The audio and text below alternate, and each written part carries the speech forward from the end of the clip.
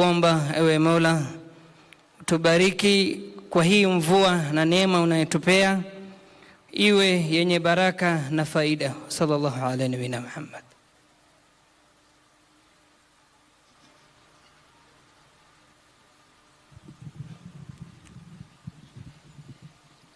Basi sote tuinamishe vichwa vyetu mbele ya Mwenyezi Mungu na tuendelee na maombi. Baba mtakatifu, katika jina la mwanao Yesu Kristo mwokozi wetu, twaja mbele zako Baba wakati huu ambaye ni wakati wa Labor Day ambaye inasherekewa kote duniani. Tunaungana na watu wako wote Bwana dunia nzima, ili Bwana pia ukaweze kuwabariki. Neema yako na itoshe katika nchi ya Kenya. Tunakushukuru kwa uongozi mwema, tukiombea Bwana rais wetu His Excellency William Ruto na naibu wake His Excellency Rigathi Gachagua. Tunaomba hata wakati huu tukikumbuka mama wa taifa, tukimwombea mahali aliko, Bwana umbariki. Tukiombea hata pia mama wa taifa wa pili pia Dorcas, umbariki na kazi zile wanafanya Baba. Excellency Rachel Ruto anafanya kazi nyingi katika kona nchi hii, na tunakuomba Bwana uwalinde. Hekima ambayo umepatia rais wetu Ruto aendelee vivyo hivyo, tukitangaza wakati wa Labor Day amani katika Kenya, tukiombea Bwana wafanyikazi wote wa serikali na mashirika mbalimbali. Tunatangaza amani kila mahali pote na watu kuelewana, kwa maana neno lako inasema amani tuwe naye na utabariki nchi ya Kenya katika njia isiyo ya kawaida, mpaka watu wote washangae. Bwana bariki wote mashika yote mbalimbali na viongozi wote. Bwana uwalinde, waendelee na kulinda nchi hii ya Kenya. Tunakushukuru sana kwa ajili ya wafanyikazi wote wa KOTU. Tunamwombea katibu mkuu Francis Atwoli na pia mwenyekiti Joel Chebii na bodi yote ya viongozi wote wa KOTU. Waendelee kufanya kazi wakiweka imani yao mbele zako Mwenyezi Mungu, na uwalinde mfalme wa falme, kwa maana nchi ya Kenya ni nchi yako. Tunaomba ulinzi katika nchi. Tukiwa na ulinzi, wafanyikazi wote watakuwa na amani na wataendelea katika njia mzuri. Bwana, tunaomba ulinzi, usalama wa polisi na jeshi wetu wote uwalinde, kwa maana bila polisi na bila majeshi yetu Bwana hatuwezi kuwa na usalama nchi hii. Walinde Baba, na uwalinde katika kila njia yote, waelekee na amani. Kumbuka kaunti zetu zote 47 Bwana, hata wakati huu tuko na mafuriko ya mvua ambaye imeangamiza roho za watu wengi. Tunakuomba Mwenyezi Mungu Baba yetu wa mbinguni, tukumbuke mvua hii Bwana, itulie Bwana, itulie Bwana, imeumiza watu wengi. Hata unashukuru kwa vile viongozi wetu wamejaribu kusaidia hapa na pale, wakiongozwa ni His Excellency Samuel Ruto. Wote wabariki, hata viongozi na wote wale wako na pesa wasimame na serikali, tusaidie wale wasiojiweza. Kila mtu asikie sauti ya Mungu vile atakuongoza, kwa maana tukisaidia maskini wale wanataabishwa ni mvua, mtaona Mungu akibariki nchi hii. Naomba Bwana hata wale wote matajiri wakumbuke wale maskini. Bwana, kumbuka nchi ya Kenya, kumbuka nchi ya Kenya, na nilia nchi ya Kenya wakati huu. Tuone usalama ukipanda kilele cha juu, na kila kitu iendelee kwa njia sambamba, kwa maana nchi ya Kenya ni nchi yako Bwana. Wewe ndio muumba wetu, na Bwana tunakutegemea kwa kila wakati. Na wakati wa KOTU Bwana ubariki, na GS wa KOTU vile amekuwa na hekima ya kutosha, Bwana aendelee kuwa na hekima hii ya uongozi, na umpatie muda mrefu wa kuendelea na kuongoza kazi yako. Bariki viongozi wote pia, wale wa KOTU mahali waliko, wale wako hapa na wale wasio hapa, wakumbuke wote. Ninamalizia maombi yangu nikisema amani, amani katika nchi ya Kenya, kwa jina la Baba na la Mwana na Roho Mtakatifu, na watu wote waseme Amen. God bless you all. Kwa heshima naomba tuweze kuketi.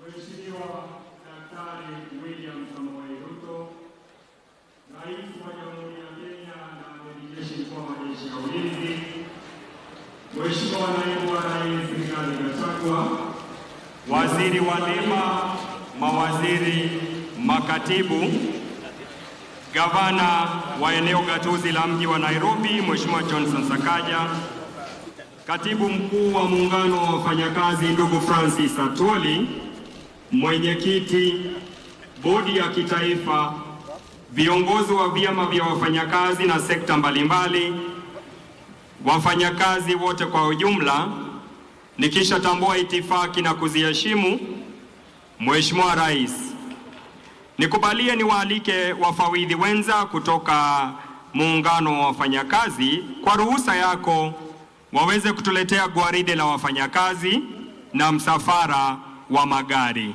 Karibu Mheshimiwa Rais.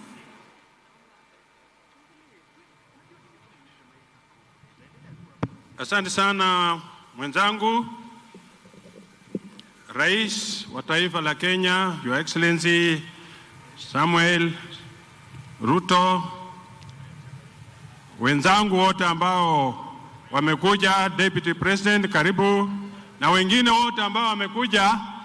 Sasa ni wakati ambao tunajiandaa kuwaonyesha ni kazi gani tunafanya viwandani, na ningependa wale ambao wanasimamia msafara waanze kukuja mara moja, kwa sababu wakati sio wetu, mvua ni nyingi na tunataka tuonyeshe ni kazi gani tunafanya viwandani.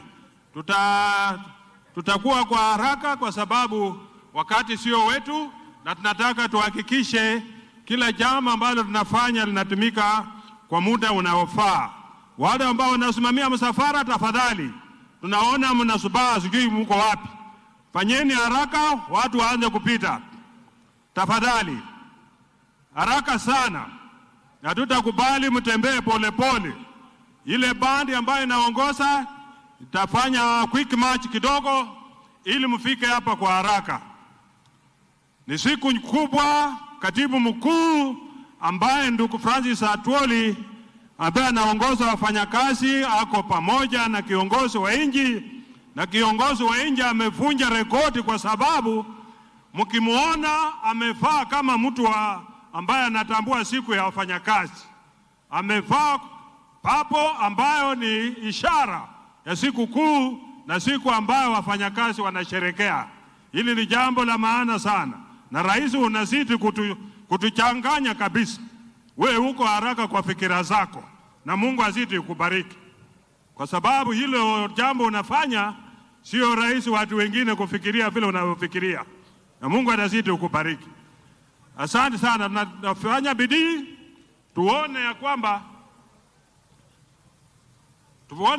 hili jambo tunafanya lifanyike kwa haraka, na tufanye kwa njia inayofaa, na tutafanya bidii ili tuone ya kwamba wale ambao wameruhusiwa na matajiri wao kuja hapa kwa siku ya leo wanapewa nafasi yao. Tafadhali, wanapewa nafasi yao ili tuone ya kwamba karibu kila mtu ambaye amepewa nafasi, karibu kila mtu tupite mbele. Administration band ndio hawa wanakuja nao polepole, lakini tunaomba waweke quick march kidogo ili tuendelee na shughuli yetu ya siku ya leo. Na pia nashukuru wale wafanyakazi ambao wamejitokeza kwa wengi kuja kuungana na sisi ili kusherekea hii sikukuu yetu. Kwa sababu ni wakati wenu, lazima mdhihirishe. Licha ya mvua nyingi, naona mmekuja kwa idadi ambayo ni nzuri, na tunaomba tuwe watulivu. Tuwe watulivu kwa sababu tunataka tufanye hii kazi kwa haraka sana. Na mtatembea kwa spidi kidogo kwa sababu hatuna wakati, ili tuweze kuona wenzetu ambao pia wamepewa ruhusa ya kuja kusherehekea na sisi siku ya leo.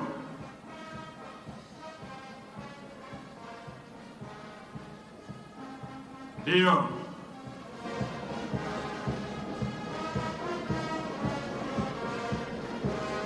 siku yetu, siku kubwa, siku ambayo sisi wote huwa tunatambua haki za wafanyakazi.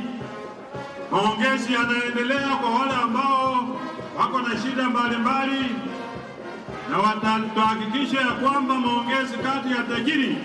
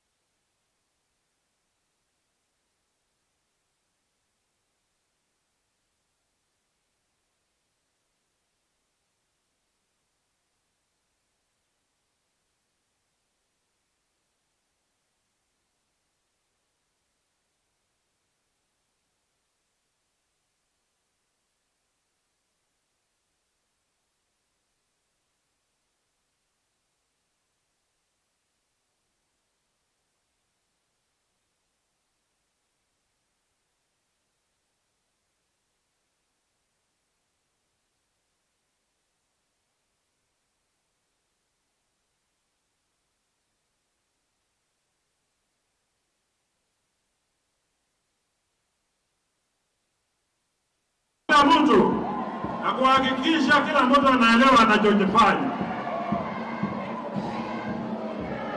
Kenya Union of Domestic Hotels Kuderia ambayo inaongozwa na ndugu Albert Njeru, asanteni sana. High diplomatic workers of the pillars and everything of Kenya, asanteni sana kwa kuja kwenu. Ndugu Albert Njeru anachunga maslahi yenu. Kenya Engineering ya ndugu Nyamwaka, asante sana kwa kuja kwenu, kwa sababu bila nyinyi hatuna magari, hatuna nini, hatuna vyuma ambavyo zinafanya kazi nzuri. Pamoja na shamba seva yote wako chini ya hiyo.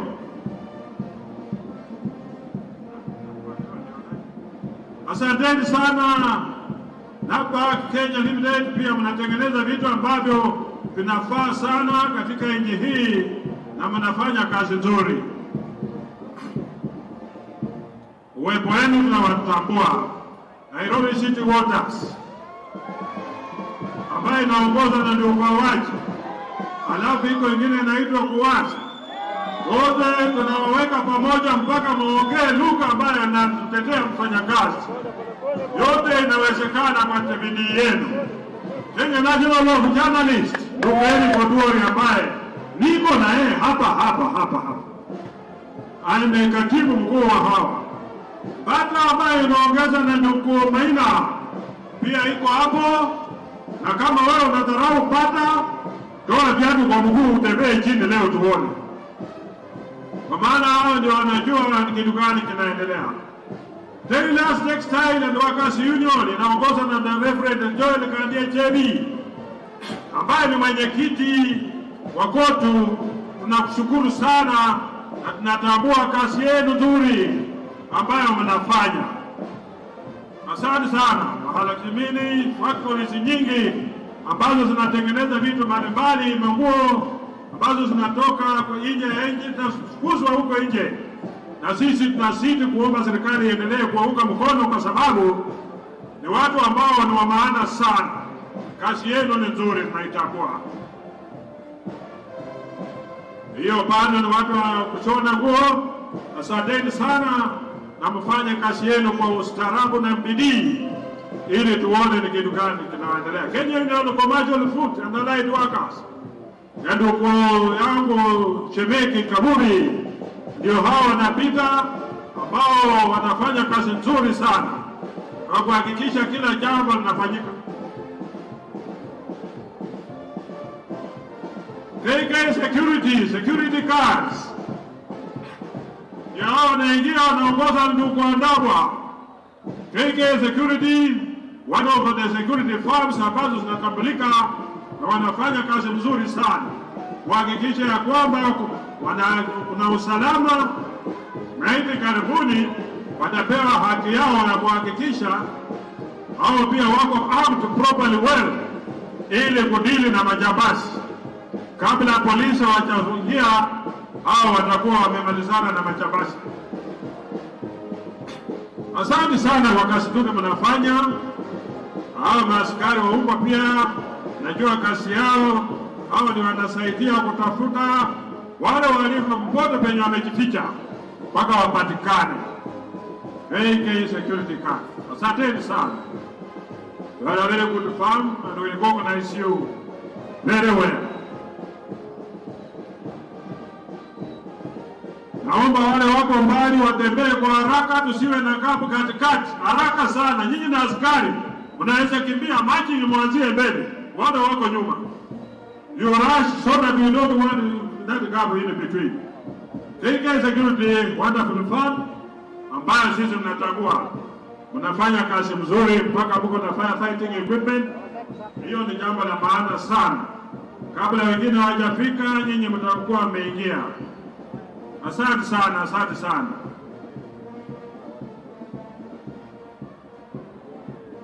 Wale wanaongoza ile msafara, tafadhali hiyo gapu hatutaki kuiona.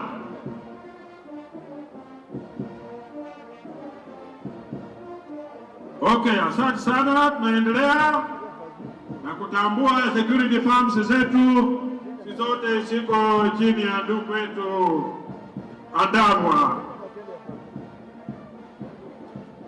Hawa ni wanachama wa Kenya Private Security na ni members wa KOTU.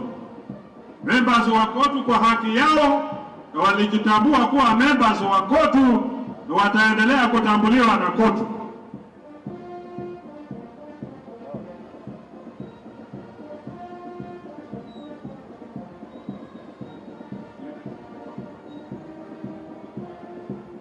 Inaitwa 911. Hii ni kampuni ambayo pia na provide ulinzi kwa nchi hii, na wanafanya kazi mzuri. Wale wako nyuma security firms, tafadhali mharakisha haraka. Nataka tuone ni kampuni gani zingine ambazo siko, ili tumalize mambo ya floats, ili tungoje tusikize hotuba ya mkubwa wa nchi yetu ambaye ana mambo mengi ya kutueleza siku ya leo.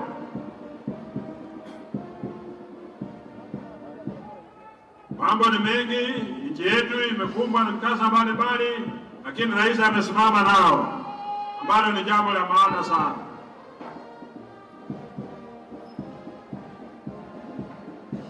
Asante sana. Wale security firm inapita hapo, wanajulikana kwa kazi nzuri ambayo inafanya, na tunatambua nyinyi kwa sababu mwelekeo wenu ni wa bidii, na mnafanya kazi bila kuchoka na bila kuhurumia mhalifu yeyote. Mnalinda mali ya watu kwa njia inayofaa, na hampembelezane na mtu iwapo anapatikana mkono mbaya wa kazi yenu. Inaitwa Securex. Securex, one of the firms ambazo zinatambulika kwa kazi nzuri ambao wanafanya. Fanye kazi kwa bidii, muwe waaminifu, chunge mali ya customer wetu vizuri, ili msije kupata kazi ambazo mnatakiwa mfanye. Bidii yenu ndio itawapa kazi nzuri. Eskia, one of the strong farms ambayo inaongozwa kwa njia iliyofaa, njia ya ustaarabu, njia ya ustedi, watu ambao wanaelewa kazi yao, hawabahatishi hata kidogo, kwa sababu kazi yao ni kulinda mkubwa yao, kulinda mali yao, kulinda kila kitu yao, ambao wameandikwa kufanya hiyo kazi. Na ikiwa unataka kuwajaribu, enda ofisi yao na utapata huduma nzuri sana, na utaangaliwa kwa njia inayofaa. Farm ambayo ni kampuni kubwa ambayo inasimamia mambo ya wafanyakazi na imebarikiwa kwa sababu hawalekeshi hata kidogo kazini kwao. Watu wazuri, the persons wanafatisha jambo lolote ambalo unataka wakufanyia, watakufanyia kwa njia ya busara na njia ya heshima. Kazi yao ni nzuri, natambua. Wote hao wanachama wa Kenya Private Security na pia wanachama wa KOTU kwa hiari, sio kwa lazima.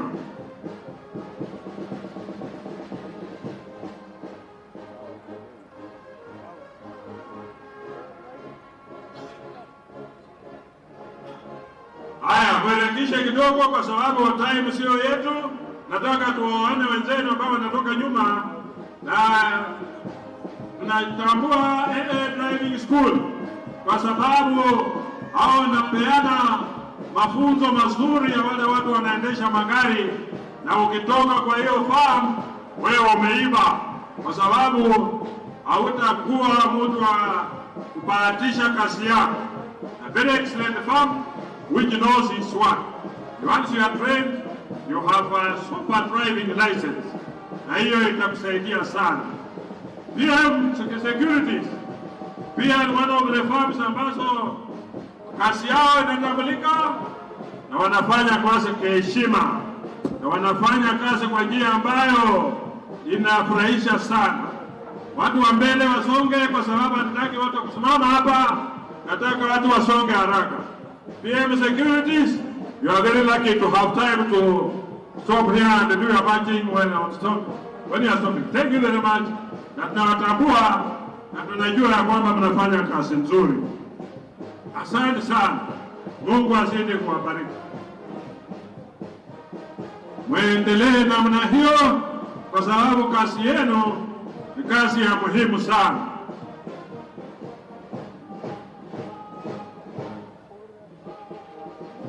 Haya, wengine wanasuta haraka, tutaki mcheleweka wakati. GFOS, one of the security firms ambayo inatambulika internationally na pia hapa locally.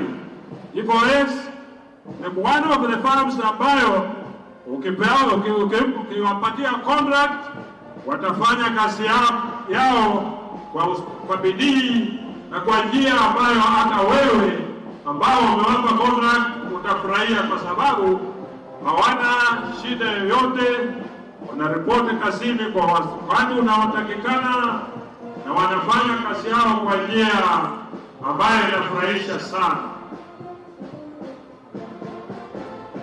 Mazuri sana kupeleka mabarua nini, kazi mingi.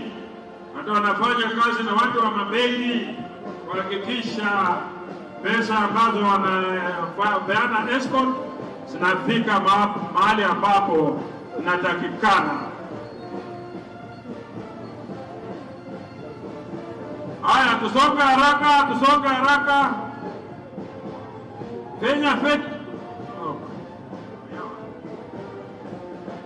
Kenya Commercial Food and Allied Workers, karibuni.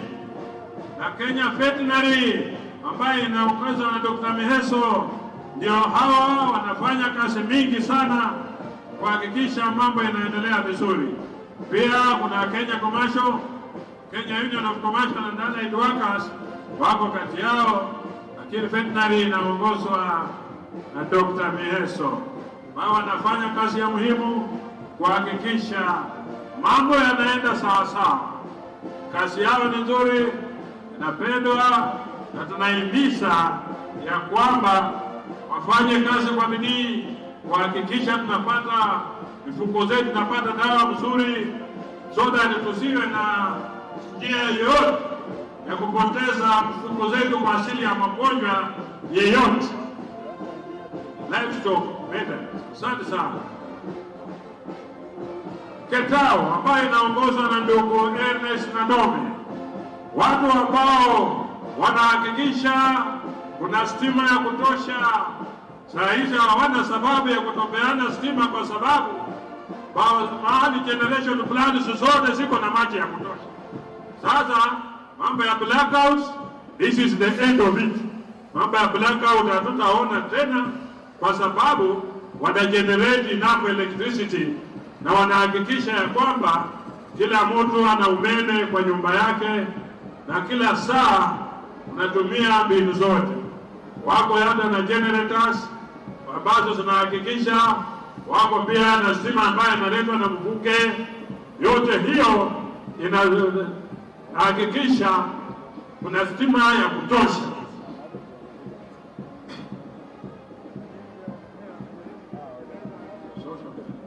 Social Health Authority ndio hao pia wanapita, wanahakikisha ya kwamba kuna usafi na usalama kati ya watu wa Kenya wote, na wanalinda kuhakikisha mambo yanaendelea vizuri. Watu wa Shoe and Leather ndio wanakuja na Car Shoe and Industries ya Maina, ya Mr. Maina ambaye ni katibu wake.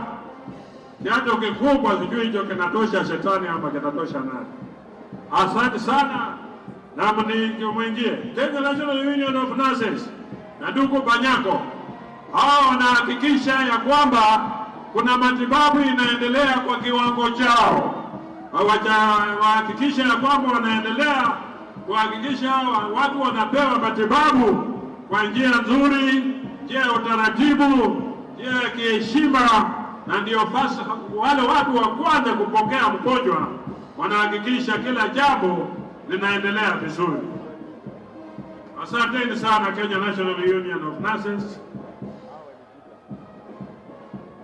Asante sana ndugu Kabobi na Commercial Food and Allied Workers.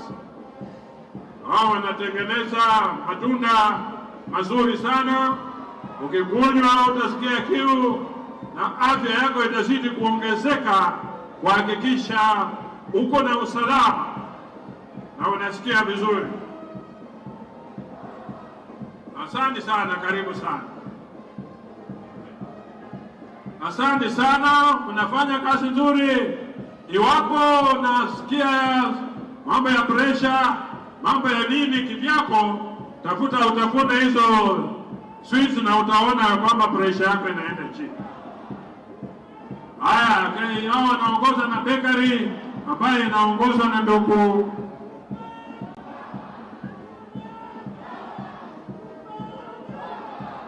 asante sana ndugu ya bakeries. Halafu ni kupeti wale ambao wanafundisha sisi kwa mambo ya elimu ya juu, secondary schools and what have you, wakaongeza na ndugu Akelo Msori na chairman wao Lomboko Milemba mheshimiwa, ambao wanahakikisha elimu iendelee vizuri na wana maneno. Wakitaka maongezi yao wanaenda wanakaa na tajiri wao na wanaongea mambo yao wanamaliza. Kwa vyovyote vile walitufahamisha ya kwamba wao ni kuengage employer, talk to them, alafu tuone kumbre buba ya ndugu dada yetu anaitwa Njeri, ambao pia wanahakikisha wanafanya kazi mzuri, waendelea kutengeneza makaratasi na vitu zingine. Hotel ya Allied Workers Union ya ndugu Asaba, watu wazuri ambao wanahakikisha ukienda kwa hoteli unakula chakula mzuri ambayo unahakikisha iko sawa. Na hao ni wafanya kazi domestic workers ambao wanasema ya kwamba wanataka haki yao, sheria yao iwe ratified ili wapate haki yao vile inavyotakikana. Happy Labor Day, Hela, asante sana. Hela International ambao pia kazi yao ni nzuri na wanafanya mambo mazuri kuhakikisha nchi yetu haibaki nyuma. Haya, watu wa Manguo, tunasonga mbele. Msisimame tafadhali, wenzenu ni wengi, mtusonge mbele ili tuhakikishe kila mtu ambaye ameajiriwa, amepewa nafasi na tajiri wake anapita hapa mbele. Asanteni sana, mnafanya kazi nzuri ya kutengeneza manguo, na sisi kuambia ya kwamba muhakikishe kazi nzuri inafanya. Kiwi, watu wa rangi ambao wanatengeneza rangi, na kila mtu anajua umuhimu wa kiwi. Kama wewe hujajua umuhimu wa kiwi, utakuwa labda na mtu umesaliwa jana, lakini kesho utajua umuhimu wake. Railway Workers Union ambayo inaongeza na ndugu Chumo, ndio hao wanapita hapo mbele na wanahakikisha, wanaomba serikali inaendelea kufanya bidii kujenga, kuhakikisha SGR inaenda kila mahali. EPZ hao wanatengeneza manguo, MRM hao wanatengeneza mabati na vyuma, mambo ya kufanya roofing ni kazi yao. Kenya hiyo ni recovery guru ambao wanafanya kazi nzuri kuhakikisha mambo yao pia inaendelea vizuri. Watu wa nguo pia ndio hao wanahakikisha Royal Garments wanatengeneza mambo mzuri na ongoza na Reverend Joel Kang'echeni ambaye ni chairman general wa koti. Nashukuru sana kwa kazi nzuri ambayo mnafanya. National Industrial Training NITA, hao ndio wanahakikisha watu wanafunzwa vizuri na kazi yao inaendelea kwa njia ambayo inayofaa, kuhakikisha watu wanapata mafunzo wakienda kwa viwanda, na watu ambao wameiva na wanafanya kazi ya muhimu sana. Alafu wanafuata pia wanafunza mambo ya mingi, ushonaji na kila jambo ambalo wanaweza kutaka kujifunza kutoka kwao. Watu wa maana sana. Kenya Power and Lighting ndio hiyo tena, ndugu Ernest na Domen, na hao pia wanatufahamisha ya kwamba blackouts is a story of the past. Nataka muhakikishe ya kwamba kuna stima ya kutosha kwa manyumba za watu wetu. Tuharakishe kwa sababu karibu nafika mwisho ya nilitu, haraka kidogo ili tuendelee tuone ni jambo gani tunafanya viwandani. Viwanda zetu Kenya Power siku hizi mambo ya kupanda miti na ngazi ziliisha, wako na mitambo ya kisasa ambao wanafanya kuhakikisha wanarekebisha mambo ambayo yanaendelea kwa njia iliyo nzuri sana. Asante sana Kenya Power kwa kazi nzuri ambao mnafanya. Power generation kila mahali. Tuna nafasi kubwa ya kuhakikisha kuna stima ya kutosha. Hata ikiwezekana tuuze kwa nchi zingine, kwa sababu tuna huo uwezo wa kuzalisha stima ya kutosha na kuuza.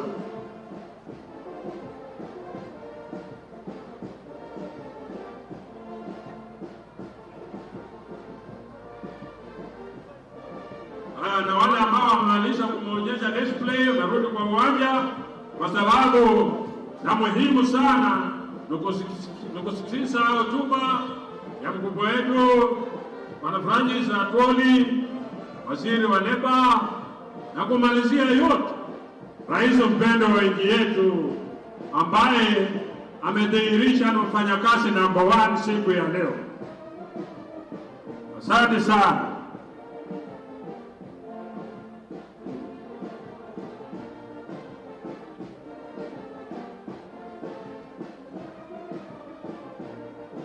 Asante sana Recycle, hao wanahakikisha ya kwamba hakuna chochote ambacho kinaenda unasemekana hakinafaa kazi.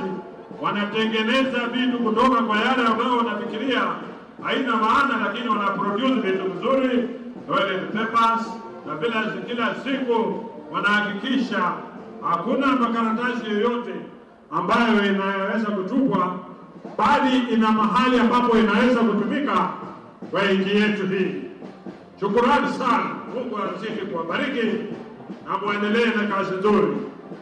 Tunafuatwa na Chandaria, ni kampuni ya Chandaria ambayo inahusika na utengenezaji wa hizo vitu zote. Mnafanya kazi nzuri na mnafanya Kenya inajulikana ya kwamba hakuna wastage yoyote. Na hakikisha ana produce pamoja na sabuni nzuri ya kuosha mikono na vitu zingine. Subra Textile, watu ambao wanatengenezaji wa nguo chini ya ndugu yetu Reverend Joel Kandicheri. Kazi nzuri mnafanya. Asanteni sana. Mungu azidi kuwapa maarifa na kutengeneza hata vitu zingine nyingi ambazo kila mtu atafurahia. Sunflower Textile. Asante sana. Karibuni sana, na mnyinyi ni watu wa nguvu na tunawapenda. Tusonge mbele, wale watu wana control float, tafadhali mharakishe huko mbele, hatutaki watu kusimama. Tafadhali kama umemaliza kupita hapa, songa kwa haraka ili watu wengine wapate nafasi ya kupita. Asante sana. Hao wanatengeneza mabati ya kuhakikisha ya kwamba naiba group, watu wazuri sana, wanatengeneza mabati ya nyumba pamoja na tanki za maji. Wanahakikisha matanki zao hata upepo ikiangusha chini haipasuki. Waliniambia hivyo, sijui kama ni ukweli. Haya, our Landmarks Construction, that is very Lexma Construction, kampuni ambayo inahusika na mambo ya ujenzi, na unaona wako na kila jambo linalodhihirisha ya kwamba wanaweza kufanya ujenzi na construction. Ndugu yetu Francis Murage ndio katibu wao. Haya, watu wa East African Industries, zamani mlikuwa mnaitwa East African Industries. Asante sana, asanteni sana watu wa Blue Band, na wanaongozwa na ndugu yetu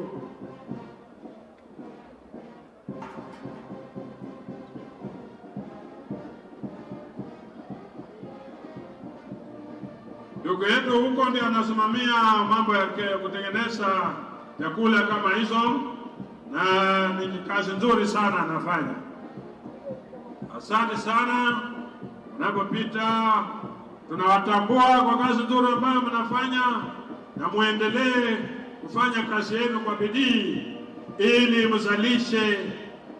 For Kenya to be industrialized country, we gave ourselves a deadline in 2030. 2030 is just about very few years from now, na hakikisha ya kwamba we are industrialized. Ministry of Labor ambao wanahakikisha haki za wafanyakazi zinalindwa, wanahakikisha wanakrewa wale matajiri wote ambao wanaandikwa wanafanya kazi kwa njia inayofaa, wanahakikisha ya kwamba wale watu ambao wanapewa nafasi kwenda nje wanaenda kwa njia nzuri. Na nashukuru rais kwa sababu umeendelea kutafutia Wakenya nafasi za kazi nje ya nchi hii, na wanahakikisha kuna usalama sehemu za kazi, ili wahakikisha ya kwamba unapofanya kazi usipate ajali kazini. Hao sasa wanafuata Nairobi University ambao wanahakikisha ya kwamba watoto wetu staff pamoja na walimu wote wanahakikisha watu wanafunzwa vizuri chini ya ndugu yetu anaitwa Njeru Albert, chini ya Kudhea, na mnafanya kazi nzuri pamoja na wenzake ambao wanawakilisha mambo ya wafanyakazi. Mnafanya kazi nzuri na Mungu atazidi kuwapa baraka, kwa sababu wote mnafanya kazi ya muhimu, na Mungu atazidi kuwapa nguvu na kuhakikisha ya kwamba mnaendelea kwa njia ambayo inafaa. University, kazi nzuri ambayo mnafanya, na wale wote ambao wamekuja kwa ajili ya siku ya leo, tunawashukuru sana na tunajua ya kwamba utakuzidi kutupa kazi nzuri na kila jambo litafanyika kwa njia inayofaa. Asante sana mtukufu Rais, na kabidhi hiyo nafasi kwa ndugu yangu ili tuendelee na mambo ambayo inafuata. Otherwise, asanteni sana kwa uvumilivu wenu na asante kwa yote. Thank you very much and may God bless you. Tupongeze msafara wetu unapomalizika.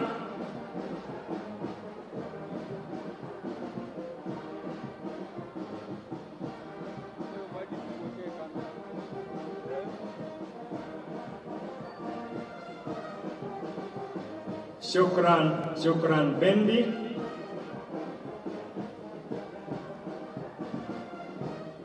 Asante. Ningependa kumshukuru Mheshimiwa Rais, mgeni wetu rasmi, kwa kutukubalia tuwe na gwaride la wafanyakazi na msafara wa magari. Mheshimiwa Rais, nikubalia sasa nimwalike mwenyekiti wetu, mwenyekiti wa muungano wa wafanyakazi, ndugu mchungaji Joel Kandie, ili aweze kufanya makaribisho kwenye kiti kikuu. Karibu.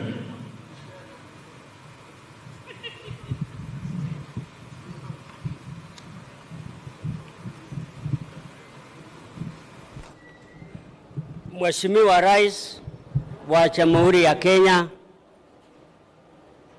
Excellency Dr. William Samoei Ruto, Katibu Mkuu wa KOTU Dr. Francis Atwoli, and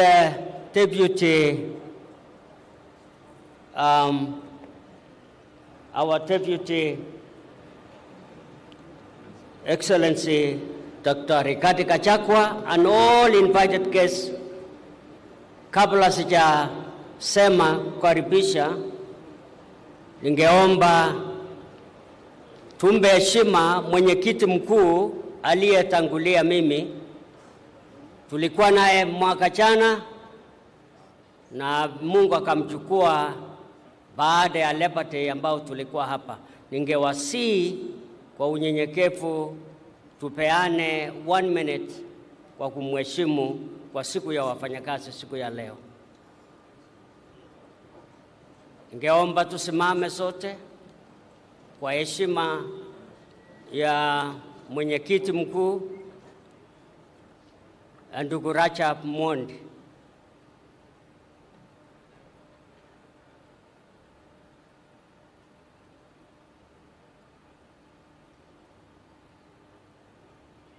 Asante. Thank you, Your Excellency.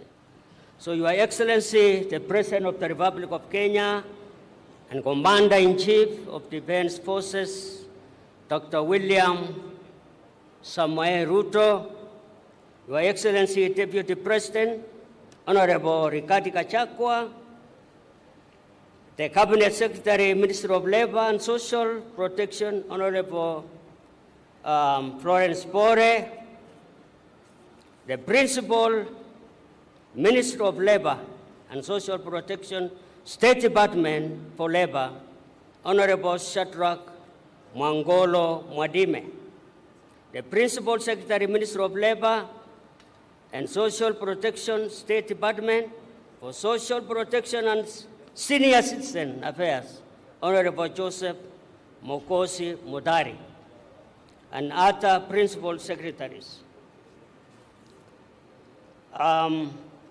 Your Excellency, yangu ni kuwakaribisha. Asante maana umefika leo hii. Na mimi naona yule akiwa na macho, aliye na macho haambiwi. Wewe vile vile umeweka kala yetu ile ya papo. Kwa hivyo tunashukuru kwa hiyo. Mheshimiwa Rais, umekuwa pamoja nasi na vile vile umefanya vizuri kukucha siku ya leo. Mimi najua katibu atasema yake na yangu nitaweka iwe fupi sana, si kwa sababu niko mfupi, lakini ni kwa sababu ya saa. Kwa hivyo karibuni mheshimiwa. Vile vile ninashukuru pia, nimesahau mheshimiwa Yatiti Gavana.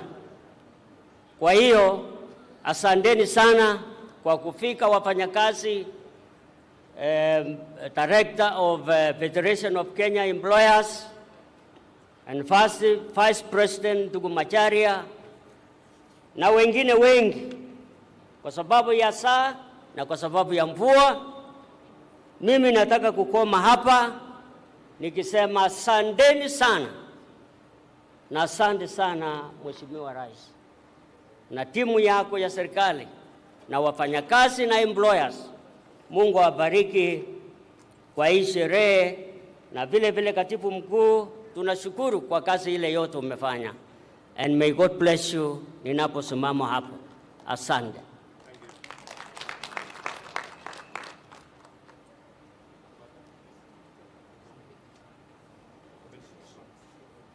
Oh, sorry.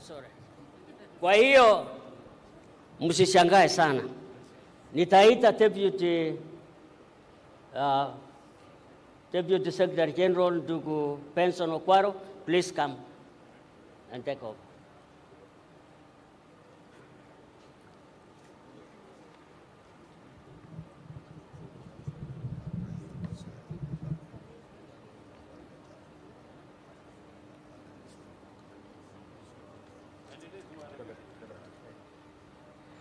Mheshimiwa Rais, nafasi nitaomba nimwalike gavana wetu aweze kuzungumza kwa machache. Welcome, Governor.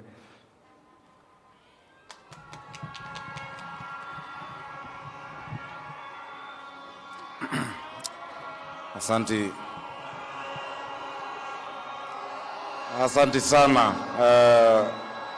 Your Excellency, our President. Asanteni vijana.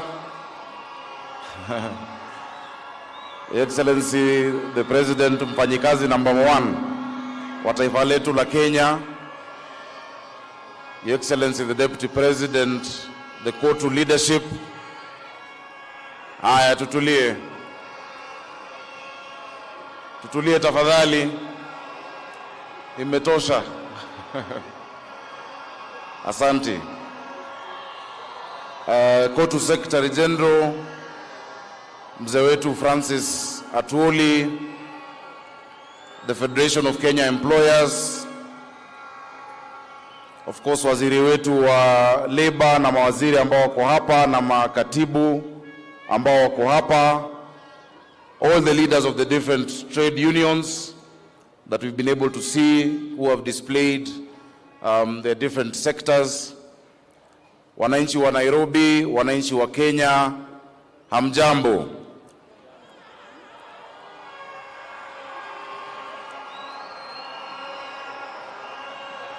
Asante, tusalimiane kwa hewa vijana na wananchi wetu. Akina mama tunawaona, wafanyikazi tunawaona. Asanteni kwa kuja despite mvua ambayo imekuwa leo hii, because Labor Day is an important day. Your Excellency, we've always said that the history of this country can never be written without a whole chapter dedicated to the labor movement of the Republic of Kenya and to the different efforts over the years that they made towards our liberation and towards the democratization of our country. From the days of Tom Mboya and those who followed, including our late former chairman and our Secretary General. Sisi wafanyikazi, leo hii ni siku yenu kuambia tunawapenda, tunawaheshimu, tunawadhamini. Na ukiona leo vile rais wetu amedunga, oradha pole rais kwa kishengi kuvani kudunga, vile umedunga leo hiyo purple, ni kuashiria ya kwamba you stand in solidarity with the workers.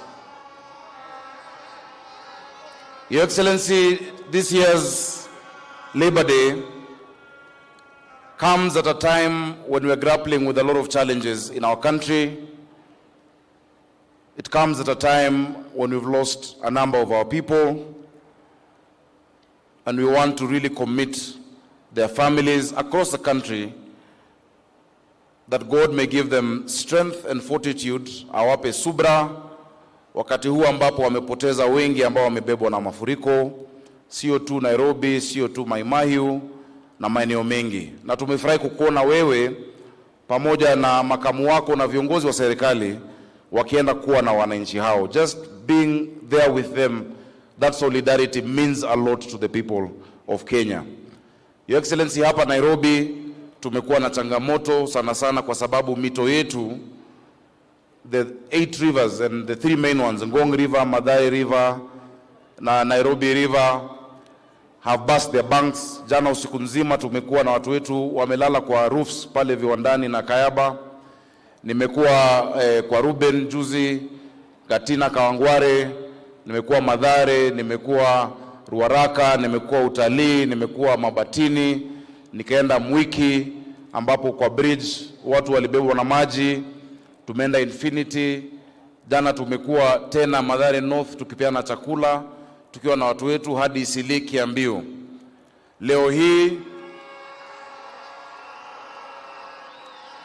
Your Excellency, I'd like to report to you because hao ambao wameathirika wengi ni wafanyikazi. Thank you for the multi-agency approach that we've taken, working together under the leadership of the head of public service ambaye ako hapa. Tuko na daraja kama 17 ambazo zilikuwa zimebebwa na maji, na leo hii I can confirm to Your Excellency that we are starting the reconstruction of all of those bridges to make sure our children can be able to go to school and to cross over. We thank you. Na tulikubaliana juzi, tumekaa na viongozi. Tumekuwa na senator na wabunge wote wa Nairobi pamoja na viongozi wa government administration. Tumekubaliana ya kwamba wale walikuwa kwa njia ya maji wasirudi pahali walikuwa. Na tukizungumza na wananchi wamekubali hawatarudi hapo. Let us secure the riparian so that we can be able to save the lives of our people. Hata tukitoka hapa, Excellency, tutarudi kuwa na wananchi wetu. Your Excellency, pahali tuko hapa panaitwa Lang'ata. Tuko na mbunge wa Lang'ata ako hapa, anaitwa Jalas. Nafikiri itakuwa vizuri tu akisalimiana. Njoo Jalas, usalimie watu wako. Kisha women rep wetu pia atasalimiana dakika moja. Karibu Jalas.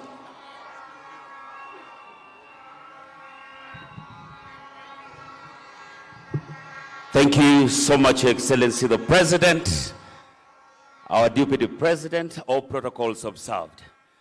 Watu wafanyikazi wote, karibuni sana ndani ya Lang'ata. Sisi tunawakaribisha. Anytime kuna function hapa, Mheshimiwa Rais umekuwa na sisi na kusimama na wafanyikazi wengi. Hapa kwetu pia kwa watu wameadhiriwa kwa sababu ndio tuko na Nairobi Dam, na tunafanya kazi pamoja na governor kuhakikisha kuwa kila mmoja ambaye ameadhiriwa anapata makazi, pahali pa kukaa na pia supply ya chakula. Katika huu wakati mgumu, sisi kama viongozi tunachukua nafasi kuhakikishia kuwa tutakuwa na nyinyi na kufanya kazi pamoja. Asante sana Mheshimiwa Rais. Thank you. Asante, tupigie Jalas makofi. Madam Mama County, Esther Passaris, you also look resplendent in purple. Please come and say hi to your people. Your Excellency, the President of the Republic of Kenya, William Samoei Ruto, the Deputy President, Rigathi Gachagua, the CS of Labour, Florence Bore, the President of KOTU, Francis Atwoli, all protocols observed. Happy Labour Day. Wananchi hamjambo. Your Excellency, as a member of the Housing Committee, I want to make an appeal. You know, it's very rare that we get an opportunity to make an appeal on behalf of workers. Majority of the employees of this country are the civil servants. It recently came to my awareness that when we have social houses, the price for civil servants is double, and yet the houses are exactly identical. I would have thought that if we're going to charge the civil servants more, the houses would have been slightly better.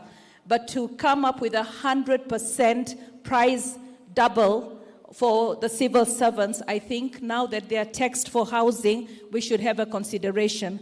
I was told that this is something that has to be done by executive order, and I'd really like you to appeal to you to look into the plight of civil servants, because they all want to own houses. We've put 30% for institutions, and it's a bit tough to see them pay double the price of social housing. Thank you. Happy Labor Day. Asante sana. Your Excellency, the disaster that has befallen us in this country, I think the public now appreciate even more the efforts you're making towards affordable housing. Hawa wapangaji wengi hawangetaka kuishi hapo kwa maji, kulipa 2,000, 3,000. We appreciate the need for that affordable housing in Nairobi, and we support you and we'll work with you together to make sure that is done. Your Excellency, Mheshimiwa Jalasa has mentioned Nairobi Dam. Of course, tumetuma warma pia waangalie, because we might need to evacuate further. We've evacuated today in Kangemi Dam. Just to prevent a crisis like what we've seen in Mai Mahiu, we may need to evacuate.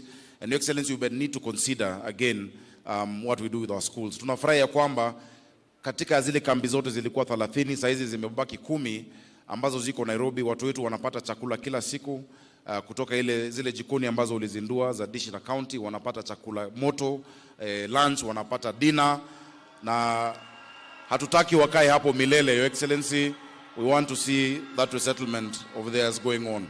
Allow me just to recognize one category of workers, Your Excellency, who, if they were not working in Nairobi, the effects of these rains would have been worse. Your Excellency, tuko na vijana 3,500 wa Green Army who every day are unclogging our drainages, unclogging our ile uchafu ambayo iko kwa mabarabara. Kama hatungekuwa na Green Army, it would have been much worse. It would have been much worse. In fact, last year wakati wa El Nino ambayo ilikuwa ya kawaida kwa barabara, hakukufurika Nairobi. It's just that this time the sheer quantity has made the rivers swell, and that is why we have the problems along the river areas, and those are along the slum areas. Jameni, watu wa Nairobi tunawaomba tusirudi pahali ambapo tumetoka na pahali ambapo manyumba zetu zimebebwa na maji. We are organizing, we are working with the president and the government to make sure we resettle you. Nikimalizia, Your Excellency, baba yangu anaitwa Francis Atwoli. Juzi nilimuona kwa kanisa. Normally we have a service on the last Sunday of April. Na hiyo service huwa ni inafanywa kule St. Joseph's, a church with rich history. I explained that history last year. Unfortunately, I couldn't join wafanyikazi kwa sababu tulikuwa Office of the President under the chairmanship of Head of Public Service in a long meeting addressing the crisis or rather the challenges we are in. Lakini Papa Francis Atwoli, niliona ukisema unasikia uchungu. Ulisema unasikia uchungu sana ukiona mtoto wako gavana akipigwa ama akitajwa. Ningependa kukuambia Papa, usisikie uchungu, ni kawaida, ni siasa. Na hiyo siasa huendelea, sisi ni viongozi. Ile kazi ambayo tunafanya Nairobi, kuna watu ambao wanataka tupoteze focus. Hatutapoteza focus. We know what needs to be done. We know the progress we are making. So usisikie uchungu. Unajua hata mimi nasikia uchungu nikiona wewe ukipigwa. Na nimeona umeanza kuchokozwa. Lakini usife moyo pia wewe Papa. Wale wametumwa kunichokoza pia ndio wametumwa wale wanakuchokoza. Na itaisha. Hiyo ni siasa ya kawaida, itaisha. Stand strong, stand firm. You're the leader of the trade union movement, not just in Kenya but in Africa. You must be respected. Francis Atwoli apatiwe heshima yake kama kiongozi wa wafanyikazi katika sio tu Kenya lakini katika bara la Afrika. Na pia wafanyikazi wetu wasitumiwe vibaya. Papa Atwoli, unajua nimekuwa patron wa private security workers. Niliwapeleka State House, and Your Excellency, the other day we were with them at Uhuru Park. They're asking, asanteni, they're asking, tulieni. wanauliza pia waje kukuona. There are 1.3 million of them in the country. Wale maaskari wetu walikuwa zamani wanaitwa watchmen, siku hizi wanaitwa private security workers, officers. They want to come to State House to see you. We have asked Raymond Omolo, PS, if you integrate the workers in the security sector to our security infrastructure, we will have a safer country. Ni wako zaidi ya nyumba 10, hao ni nyumba zote. In Nairobi, we have more than 450,000 of them, guarding several installations. So tumesema mzee Atuoli, don't worry, na usinisikilie uchungu. Ni kawaida, sisi upigwa kila siku, wanasema nyanyako ni mchawi, wanasema sijui ulifanya nini. There will always be something. Even if you do the right thing, people will always speak. But the president told me one day, if you're a politician and a leader, and you want to be popular every day, resign and sell ice cream.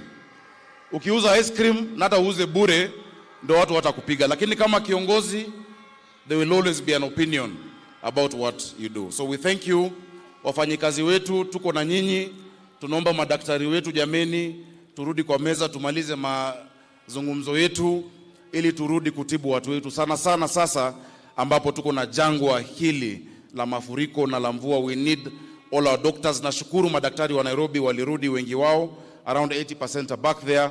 Wale ambao wako nje, tafadhali, hakuna jambo ambalo haliwezi tatuliwa, tuweze kurudi. Mungu awabariki, tunawapenda, asanteni sana. Asante sana Governor Nairobi, na viongozi wa Nairobi pia walionena machache. Kwa heshima Mheshimiwa Rais, sasa naomba nimwalike Sister Jacqueline Mugo, Executive Director, Federation of Kenya Employers, anene machache. Karibu.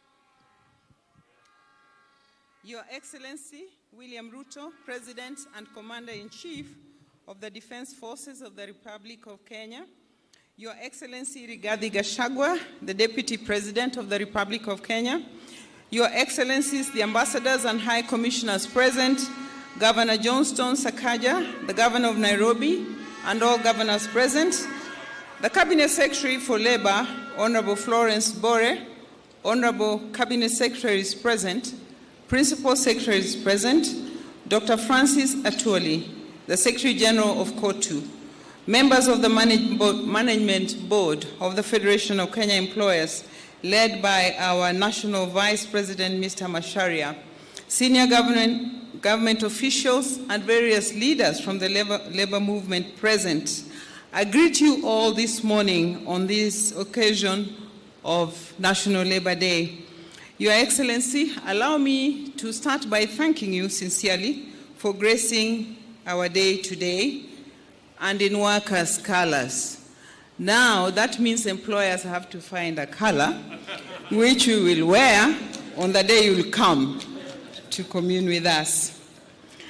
As we gather to celebrate the invaluable contributions of workers and employers, we also reflect on a crucial theme that resonates deeply with our collective future, the theme chosen by COTU.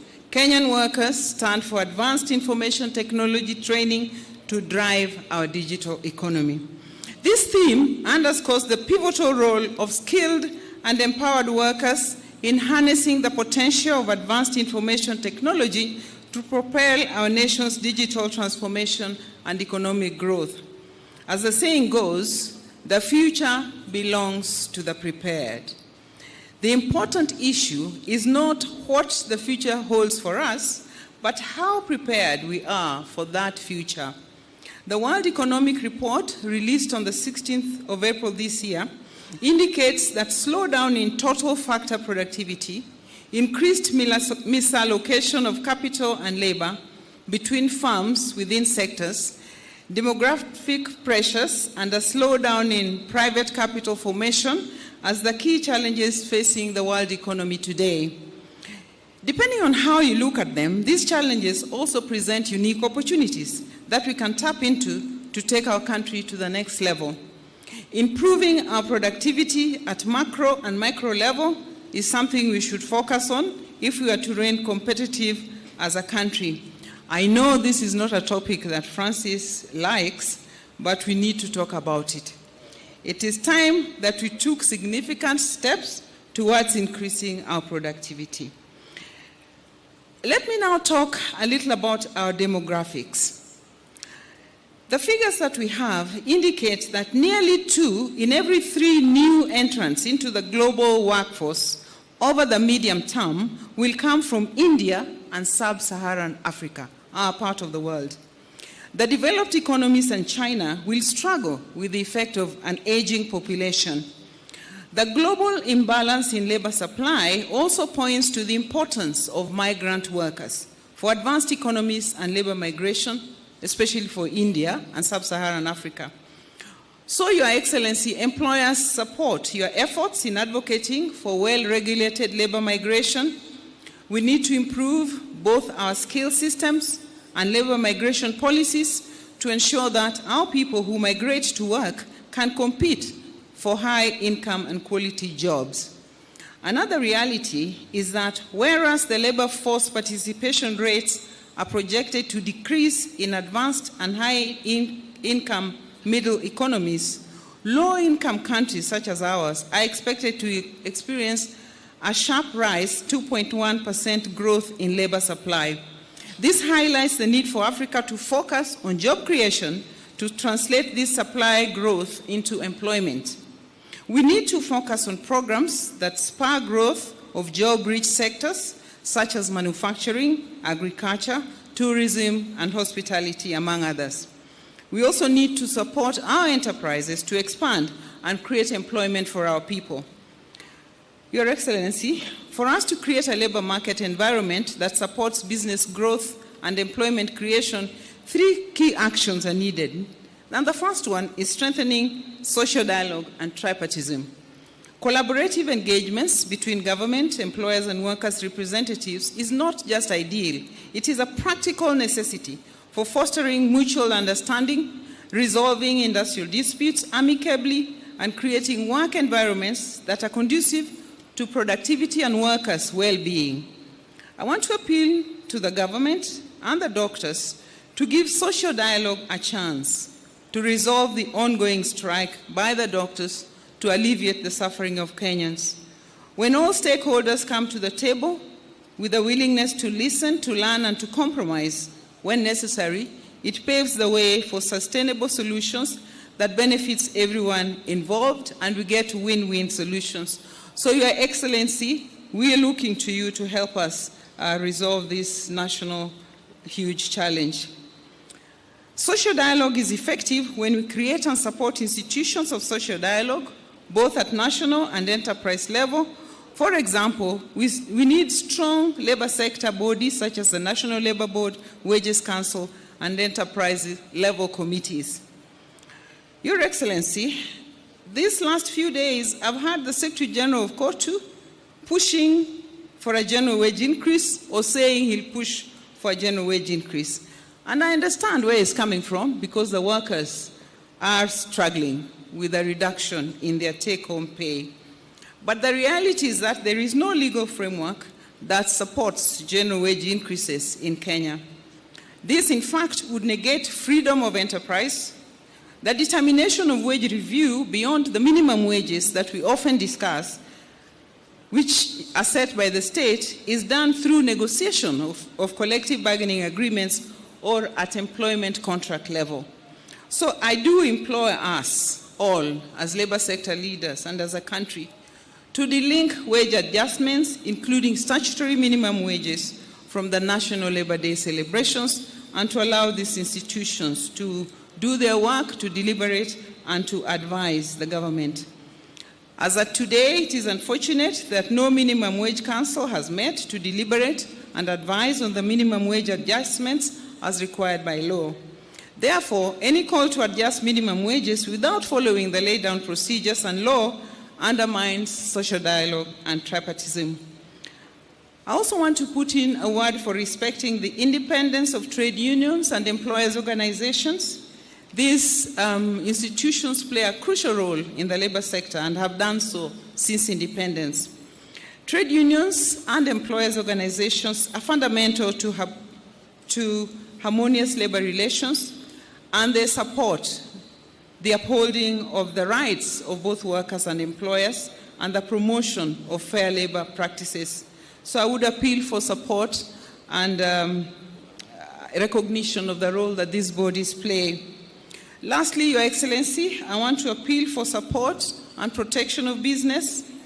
I want to highlight the critical importance of this because I believe that our businesses are the backbone of our economy alongside the workers who do the work, and they are the pillar of our society.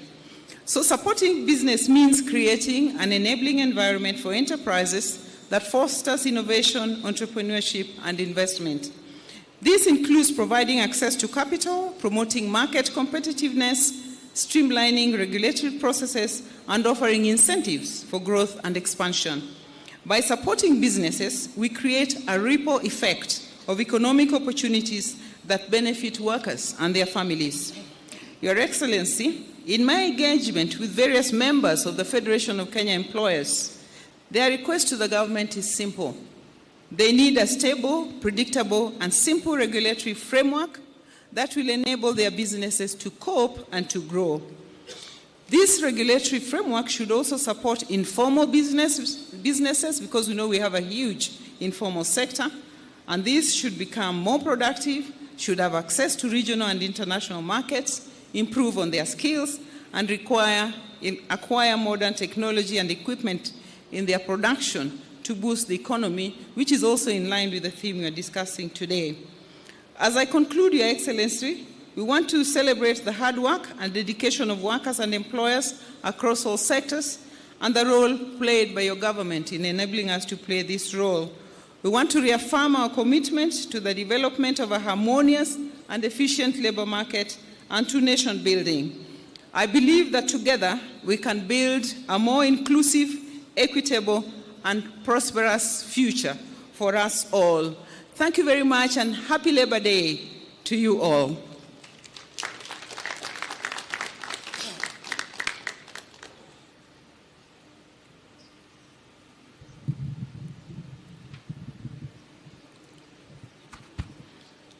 Your Excellency,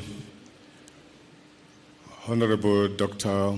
William Samoei Ruto, the President of the Republic of Kenya, Your Excellency, Ndugu Rigathi Gachagua, the Deputy President of the Republic of Kenya, CS Labor, Cabinet Secretary present here today, Permanent Secretaries, all other invited guests, ladies and gentlemen, mine is going to be a very simple duty, and that is to invite my Secretary General, Dr. Francis Atwoli, who is my boss, my age mate, to come and address this congregation. Karibu, brother.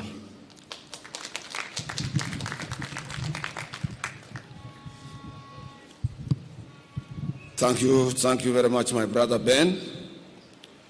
First and foremost, we must start by thanking His Excellency, the President of the Republic of Kenya, who is the Commander-in-Chief of our Defense Forces, Dr. William Samoei Ruto, particularly for having honored this day in solidarity with Kenyan workers by putting on a purple suit. We cannot take this for granted. We recognize that you recognize workers, and also in your position as a worker number one.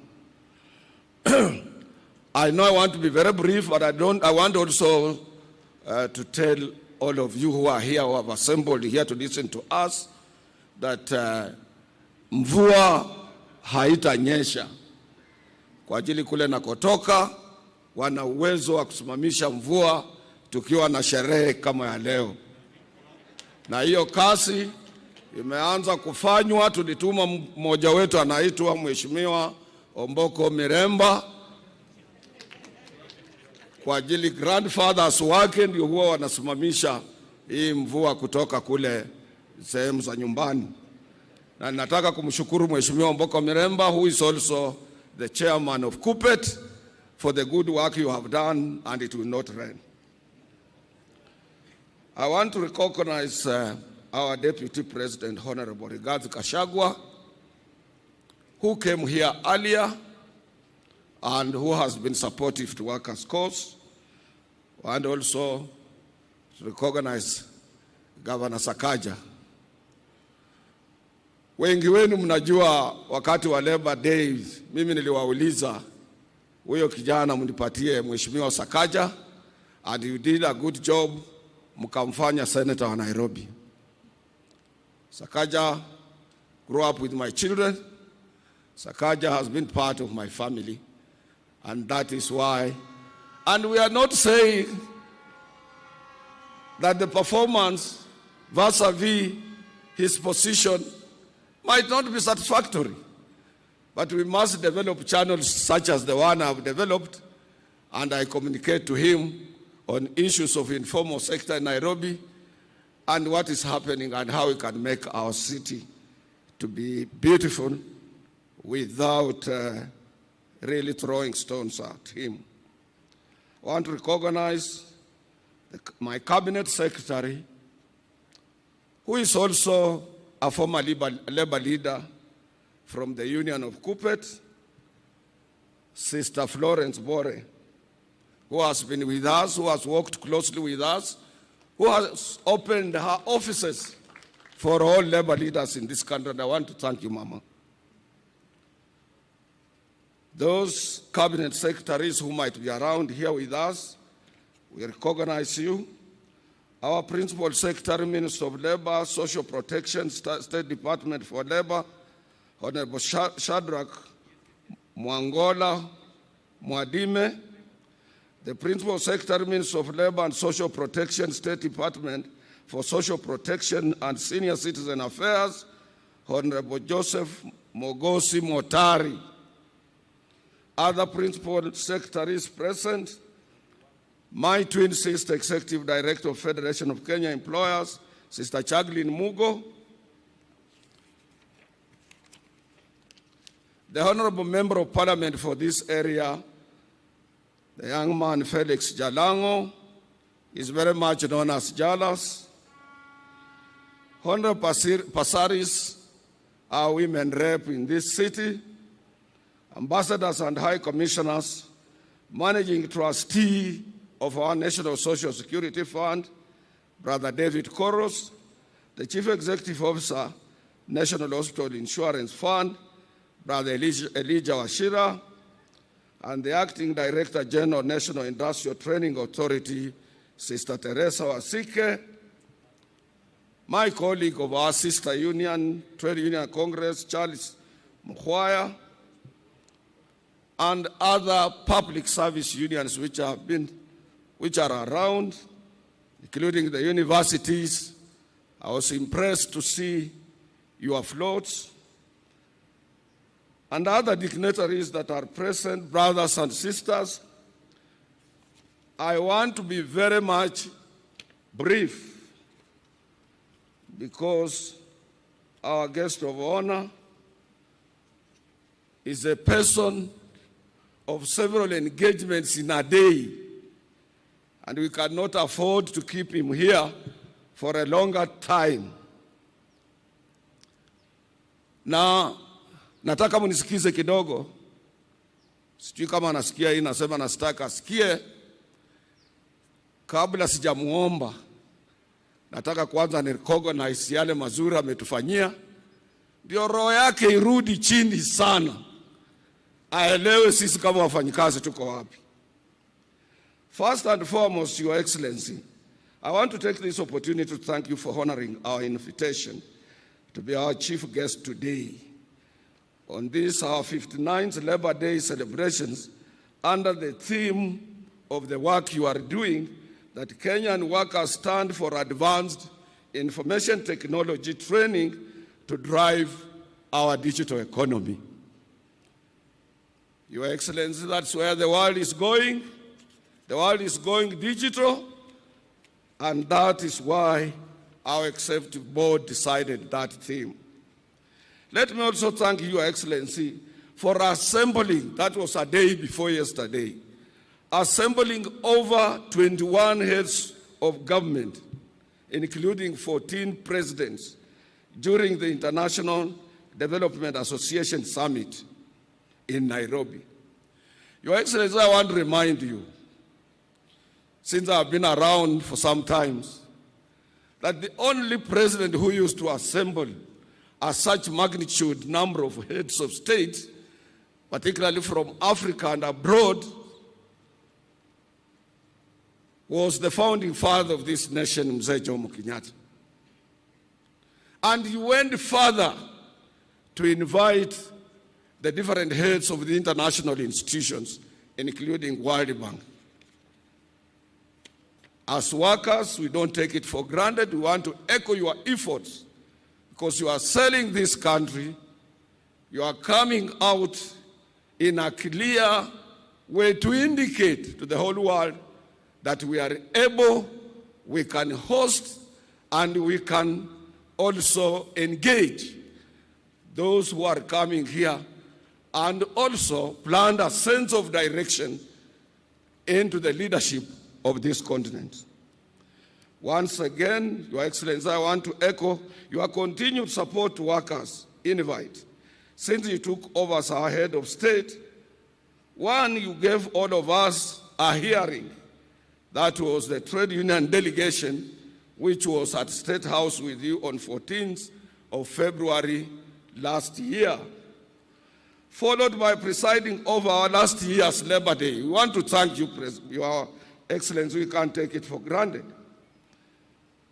And after that, honoring the invite of the International Labour Organization Director General, Gilbert Humbo, for taking your own time to go to Switzerland, Geneva, to address more than 5,000 tripartite delegates in that conference. That shows how much you respect and you honor working men and women across the globe. And that, to us, was a plus, because since independence, no any head of state of our republic, Kenya, has had an opportunity to address the International Labour Conference. Your Excellency, you also didn't stop there. Last year, on 28th of November, you officiated and you presided over the opening of the International Trade Union Confederation at Safari Park, African region, which attracted all trade unions from all over the world. And in that conference, Your Excellency, you remember I whispered to you that here we have almost 1,000 delegates.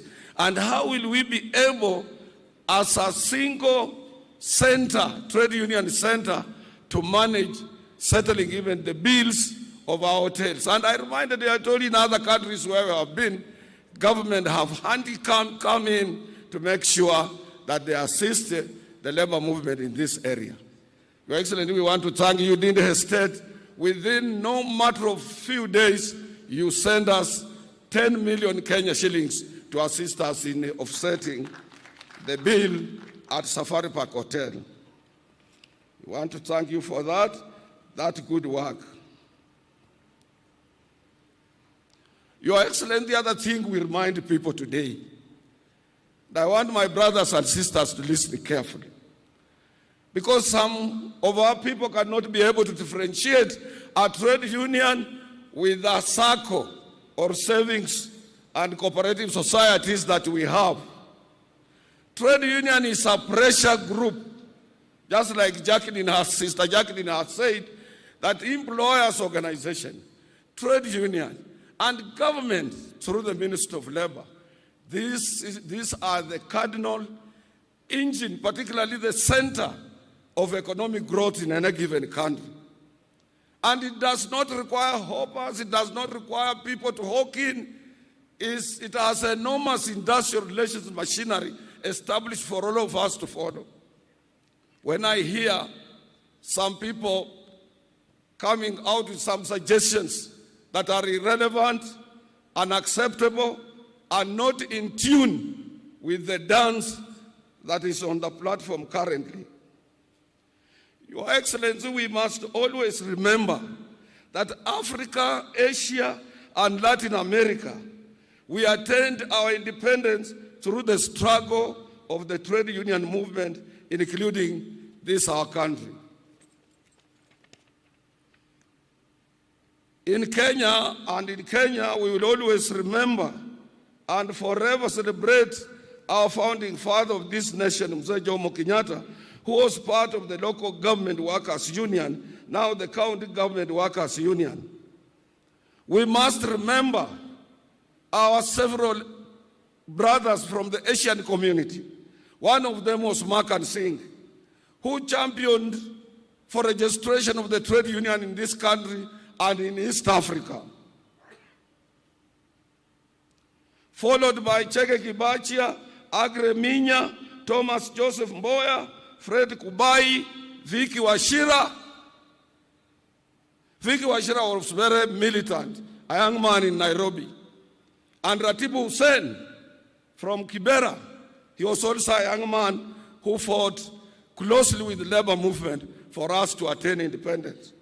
We had Pio Pio Gama Pinto, we had Ocholo Gai Makanyengo, we had Martin Shikuku, Clement Lubembe, and Dennis Akuma, among others. These were all labor leaders before independence, including Fred Kubai. And across Africa, Your Excellency, trade unionists who spearheaded their countries to independence were John Tetiga of Ghana, Ahmed Tilil of Tunisia, Paul Humphrey Luanda of Uganda, Rashid Kawawa of Tanzania, Abdoulaye Diallo of Guinea-Conakry, Demba Diop of Mali, as well as Cyril Ramaphosa, the current president of South Africa. These are the gallants, fearless fighters, people who set us free from the labor movement. And we must remember them. We must have their history. They were not people who had been appointed by government on various positions and they want to pretend to be labor leaders. Change this on. And Your Excellency, today's trade union movement has changed from agitation to scientific dialogue. That is why you don't hear us on newspapers. That is why you don't hear us fighting. We are busy with the employers in boardrooms, negotiating for good terms and conditions of service of our members. And Jacqueline is here. She can bear me a witness. In my own union this year, I signed more than 44 CBAs to cushion workers from the cost of living. And some say, atuoli, amekaa tu pale, hii mzee. Ni mzee wa ujuzi, mzee wa kisasa.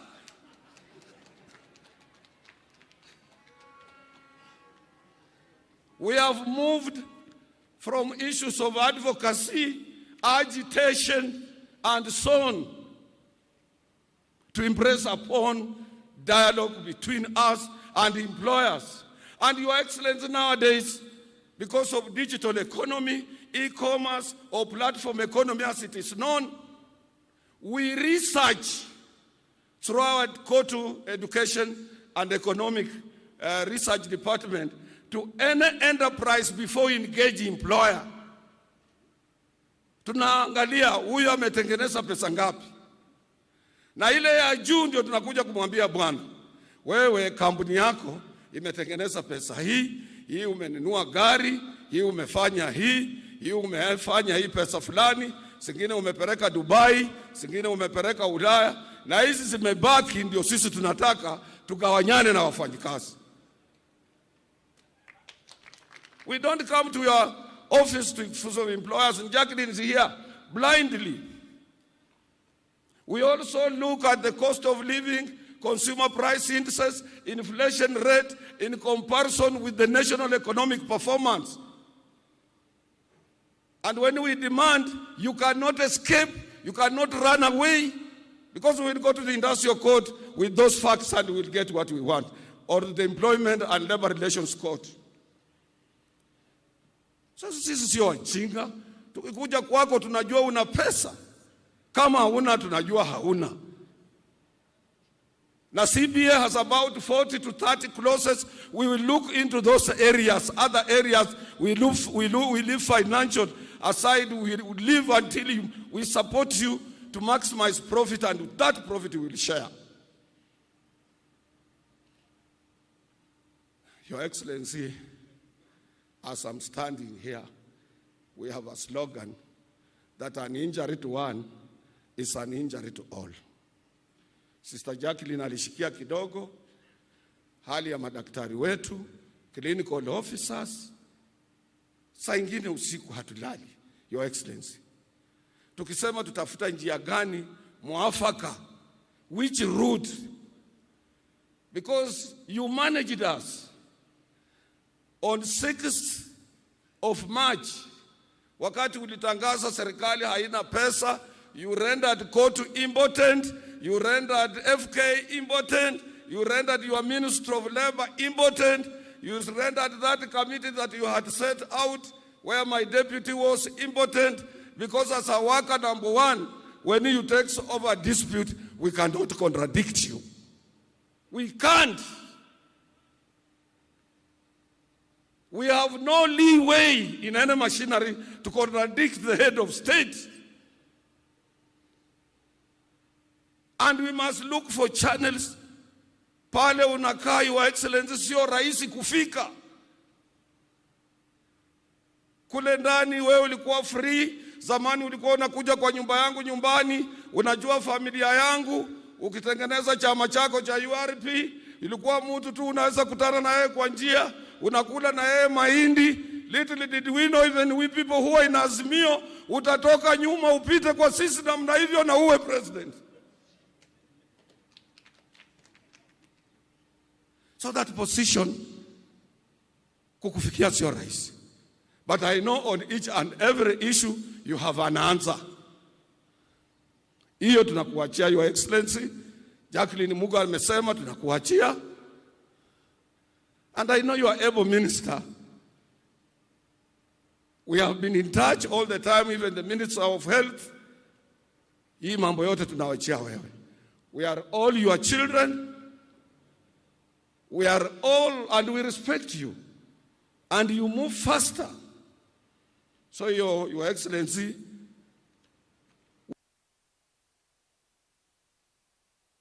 with your own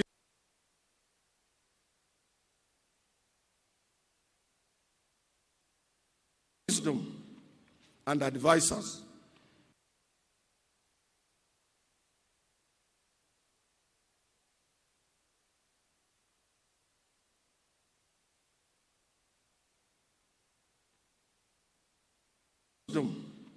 and advisor, Hassan. May God bless you on that. As it is known now in the circle of International Labour Organization as platform economy, and also in other areas it is known as smart economy. Because smart, we use smart gadgets, we use smart telephones, smart iPads, smart computers, smart televisions, and these are the things in future. That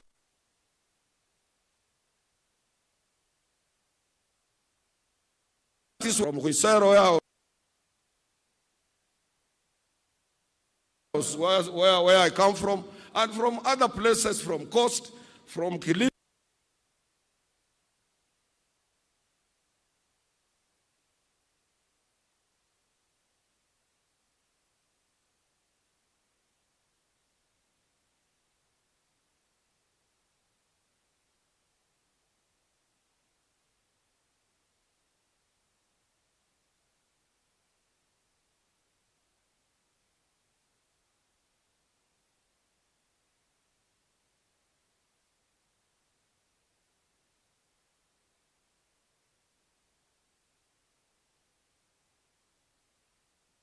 They made it illegal to even share seeds.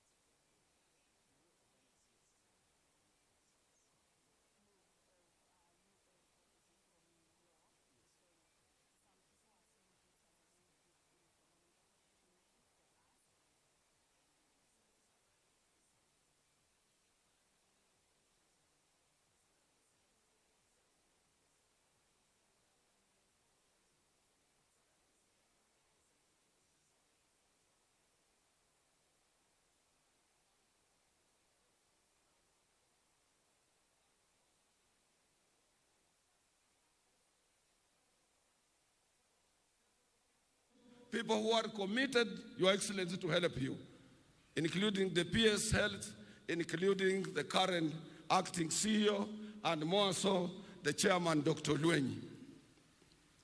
But I want to appeal to you, Your Excellency. You need to come in and assist us to make sure that infrastructure is within the Ministry of Health, is dealt with quickly so that we can be within framework of making sure that as we start registration, everything is in order and everything is going on as planned. But we will support you in this area. Some of us, we are your eye there. As I'm telling you, it has capable members of the board that I have never seen in another board. People who are concerned, Your Excellency, to support you. Only little bit extend your hand in support of what they are trying to come up with. On the issue of housing, you remember you did lectures about this when last year during Labor Day, and you convinced us as workers that we must support you. And when I asked your ministry, which is in charge, whether workers will have an opportunity to be on that board, and after consultation with their office, they are allowed us, as per the current act, to appoint one of us on that particular board. The purpose is we as workers will support it financially.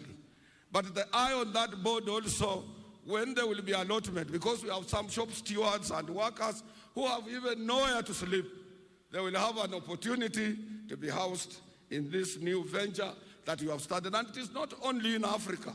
Algeria, they did it. Egypt, they did it. And so many other African countries, they did it.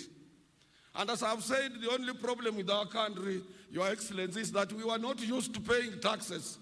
And when you said everybody should pay tax, it became as an alien issue in this country. Because a normal Kenyan would like to eat without working, would like to make money without earning. And this is where the problem is.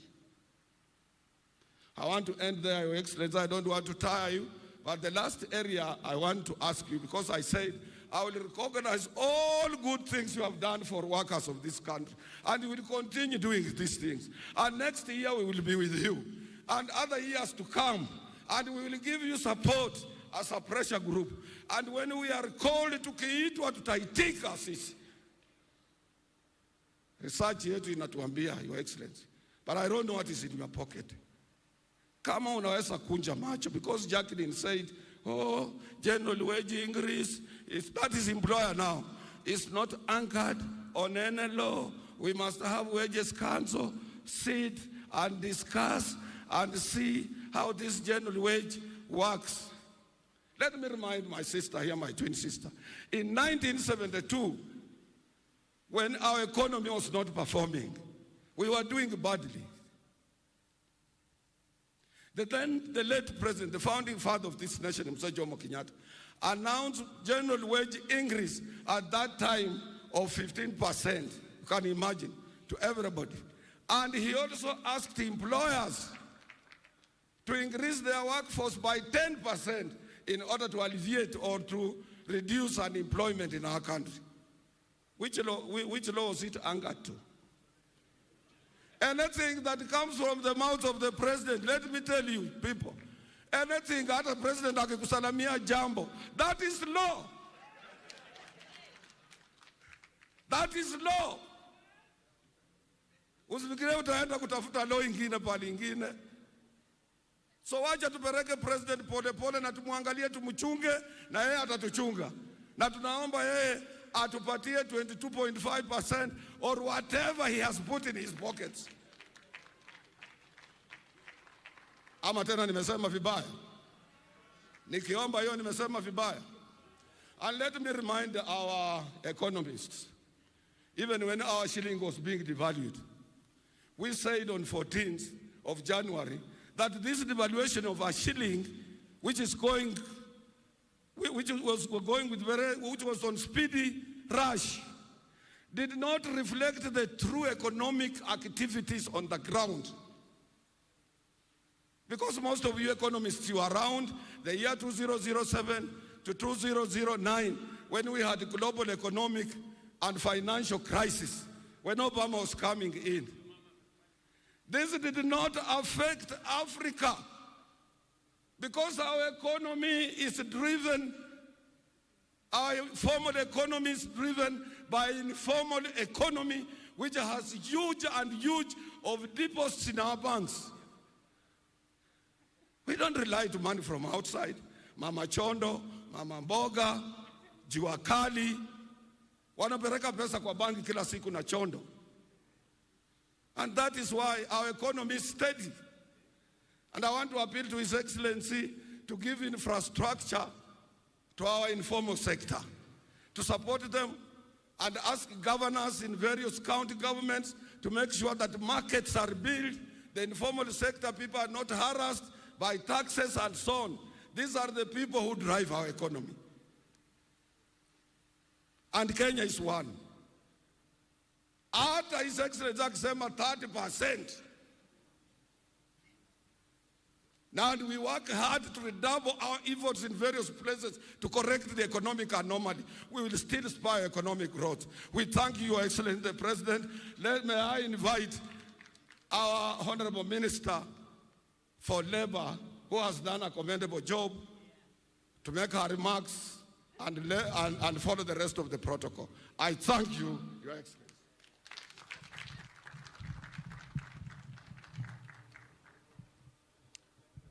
Thank you, Brother Francis Atwoli. Your Excellency, Dr. William Ruto, the President of the Republic of Kenya and Commander-in-Chief of the Kenya Defense Forces, Your Excellency, Honorable Rigathi Gachagua, the Deputy President of the Republic of Kenya, Honorable Judges present, Cabinet Secretaries, colleagues present, Honorable Johnson Sakaja, the Governor, Nairobi County, Principal Secretaries present, the Chairman and Executive Board members of KOTU, Brother Francis Atwoli, the Secretary General, KOTU Kenya, Sister Jacqueline Mugo, the Executive Director, FKE, Chairs of Committees of Parliament and Members of Parliament present, Ambassadors and High Commissioners present, all distinguished guests, ladies and gentlemen, Hamjambo.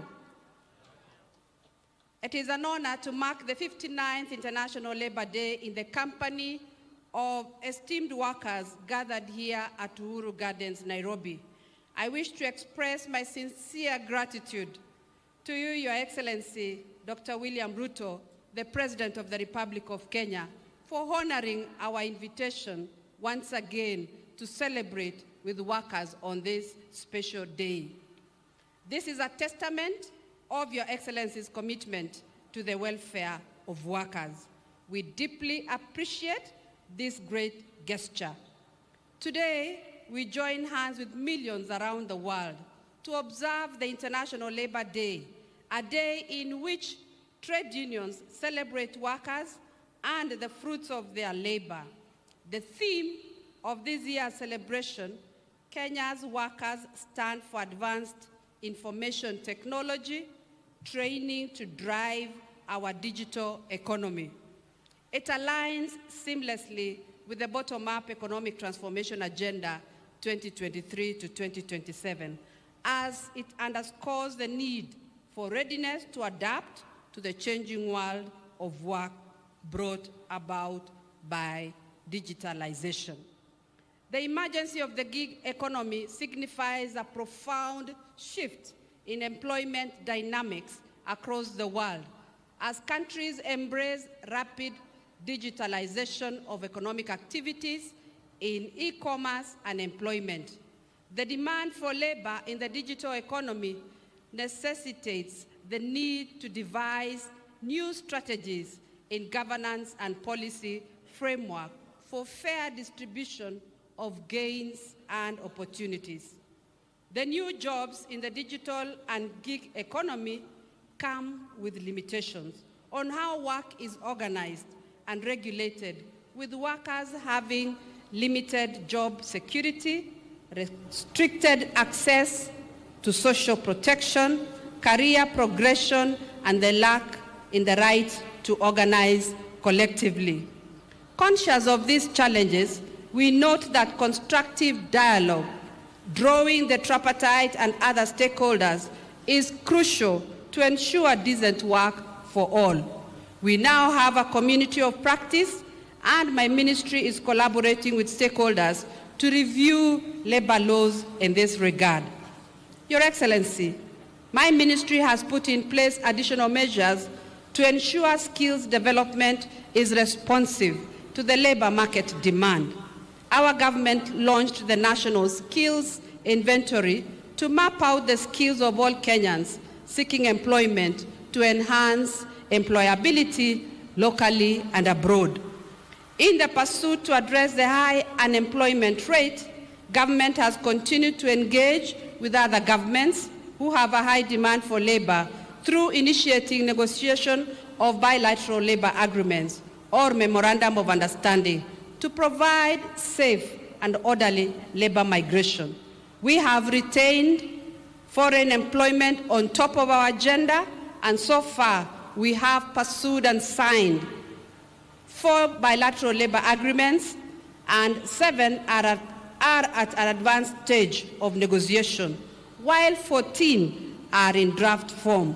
The aim is not only to provide overseas opportunities, but also to encourage the return of skilled workers with enhanced capabilities.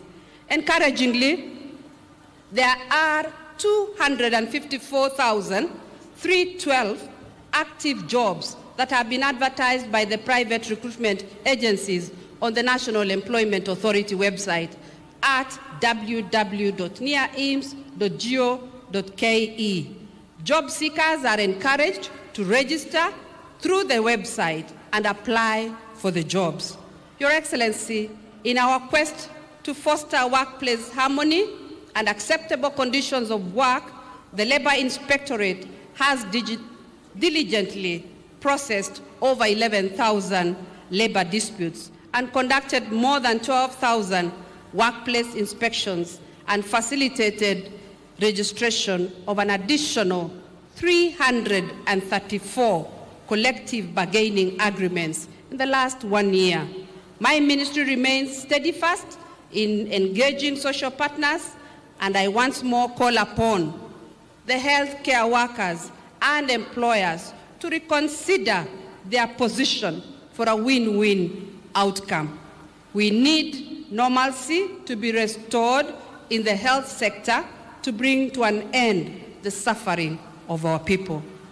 In recalling the Durban call to action on elimination of child labor by 2025, my ministry recently joined the Alliance 8.7 on a pathfinder country, and further established 7 county child labor committees to address child labor issues at the county levels. These efforts underscore our unwavering dedication to uphold children's rights to social and educational development. Your Excellency, social protection is a mandate of my ministry, and we continue to implement the cash transfer programs with an increase in social assistance coverage to orphans and vulnerable children and persons living with disabilities, as well as the Inua Jamii program for the elderly persons, where government has committed 28 billion. In a move to afford social security to those in the informal sector, we have intensified campaigns to promote Haba Haba program under NSSF, where members can access their savings plan through their mobile phones by dialing *303# to give members a chance to save 25 shillings a day, a minimum of 25 shillings a day, with an option of withdrawing 50% of their contribution after consistently contributing for a minimum of 5 years. My ministry is also developing bills to enhance the legal framework for protection of labor, which include the Labor Migration Management Bill, the Social Protection Bill 2024, the Work Injury Compensation Act Bill, Occupational Safety and Health Bill, National Productivity and Competitiveness Council Bill, among others, which are at various stages of development. Your Excellency, on the international scene, my ministry has also made good progress towards the ratification of Convention 189 on domestic workers and Convention 190 on violence and harassment. Public participation in public fora and media platforms are ongoing to build consensus, and we will soon present the country position to Cabinet for way forward. I thank all stakeholders involved, including our social partners, for their submissions and guidance. Allow me, Your Excellency, to appreciate COSU, and FTE ministry locally and internationally. As members of ILO governing body, they have effectively represented the country's interests and ensure that we have the necessary technical and financial support. In comparison to other countries in the region, Kenya has a total of 12 programs supported by ILO. As I conclude, I wish to emphasize the importance of strengthening the social dialogue institutions by increasing the funding to enhance their operations to curb the recurrent countrywide industrial actions. Finally, I wish to state that my ministry stands in solidarity with employers and workers and will guard their fundamental principles and rights at work, as well as ensure social justice for all. We cannot forget our brothers and sisters who have perished due to the devastating floods, those who have been rendered homeless, and the ones in hospitals. Let us all stand with them in prayers as well as support them where we can. It is now my humble pleasure to welcome His Excellency Honorable Rigathi Gachagua, the Deputy President, to make his address and invite you, Your Excellency, the President of Kenya. Karibu, Your Excellency. Your Excellency, the President of the Republic of Kenya, Commander-in-Chief of our Defense Forces, the Minister for Labor and Social Protection, the Secretary General COTU, Mzee Francis Atwoli, the Executive Director of our employers, all protocols observed. Good afternoon. Your Excellency, your presence here is a clear testimony that your administration recognizes the Kenyan workers as a key driver of our economy and a senior partner in the country's development process. And it is for that reason, Your Excellency, the workers of Kenya, and indeed the people of Kenya, want to listen to you this afternoon. My duty, therefore, is very simple, is to request all of us to be upstanding as I request the President of the Republic of Kenya to come and talk to the Kenyan workers and the people of Kenya. Your Excellency. Asante sana Mheshimiwa Rigathi. Tafadhali tunaweza keti chini. Thank you very much.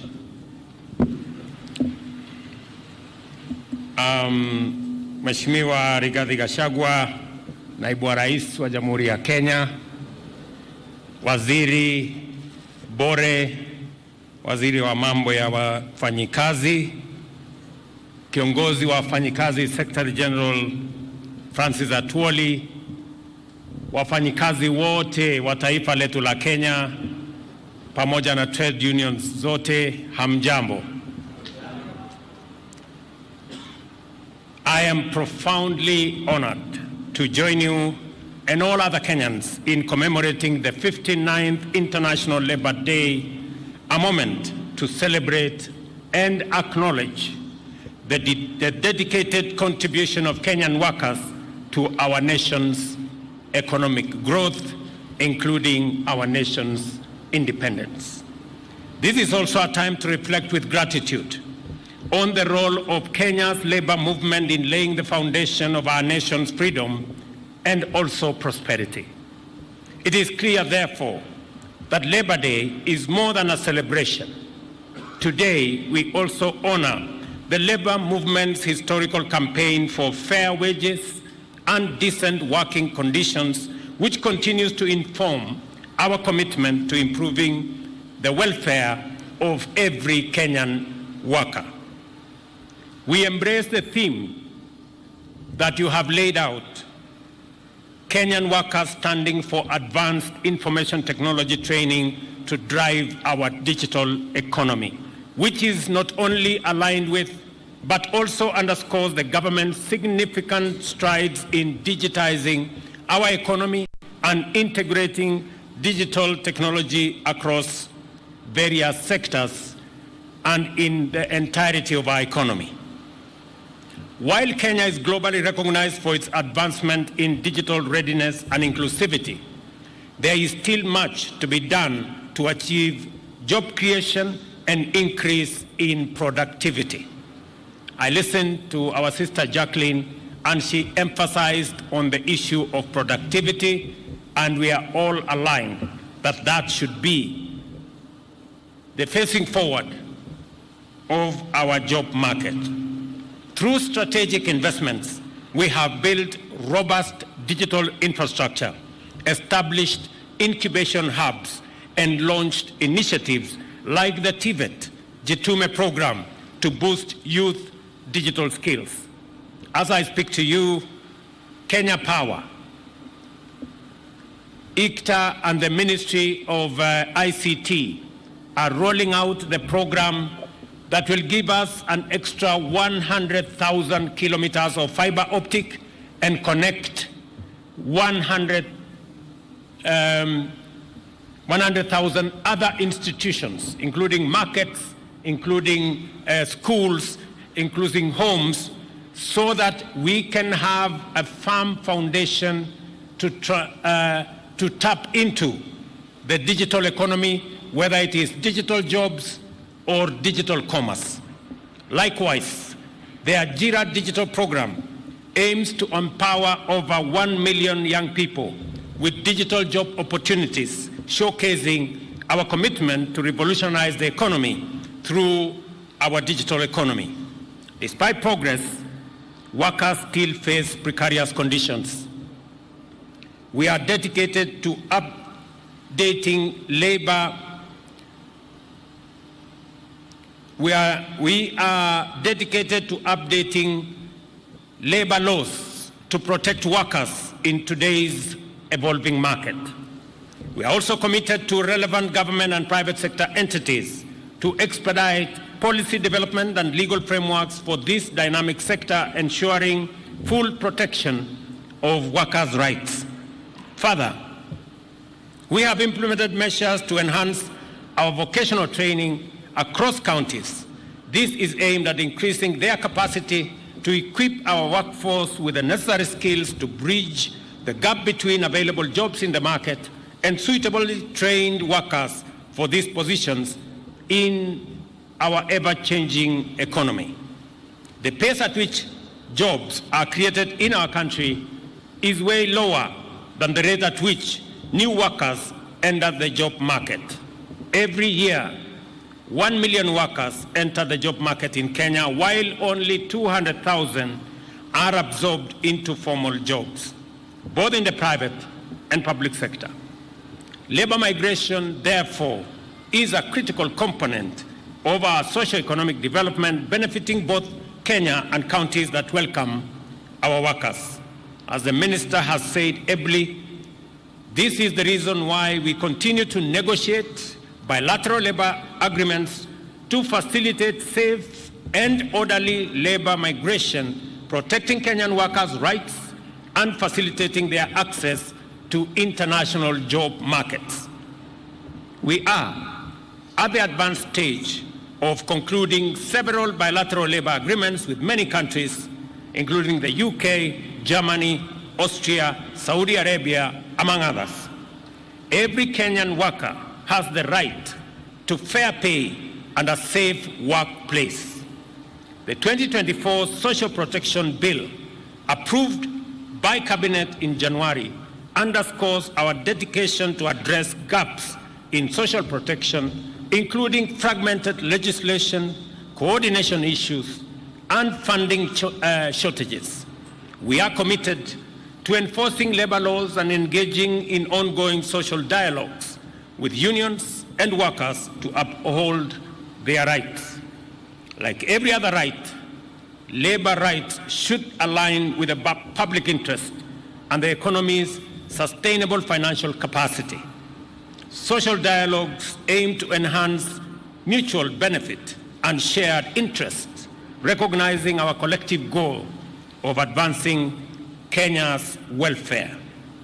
While the right to undertake industrial action is enshrined in the Constitution and labor laws, it must be exercised responsibly with due regard to the well-being of the public, and I urge all parties involved to act in good faith and prioritize the interests of our citizens. Respect for court orders is paramount, and adherence to the legal processes is essential in resolving disputes effectively. We need to tighten our belts and live within our means as a country in order to make more resources available to manage our economic challenges and to invest in goods and services that benefit all, not just some citizens.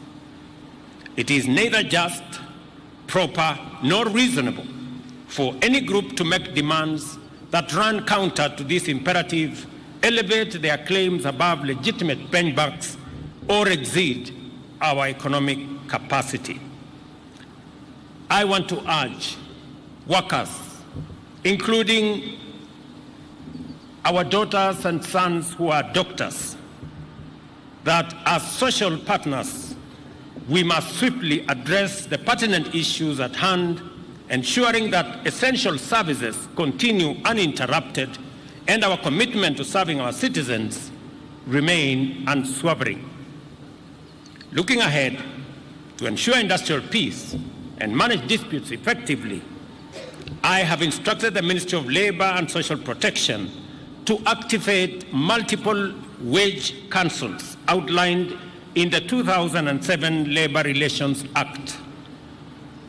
These councils include Council for Seafarers, Protective, General, and Agricultural Wages.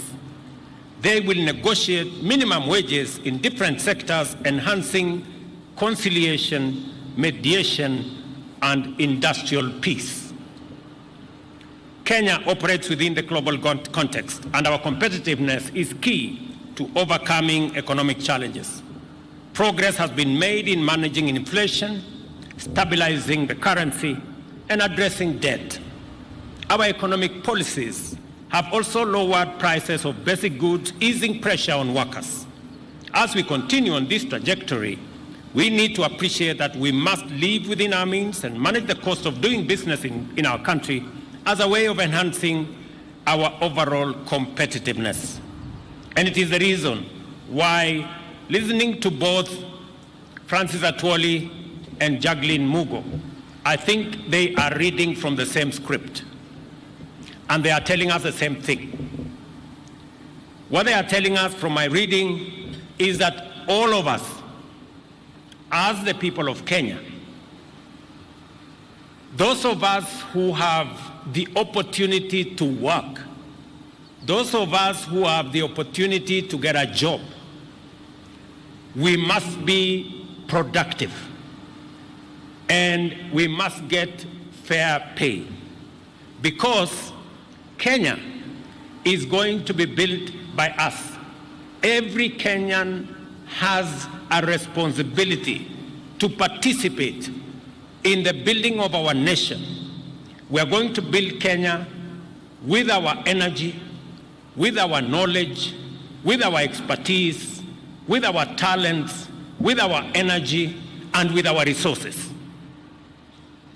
We are not going to build this nation, or we are not going to expect others to build this nation for us.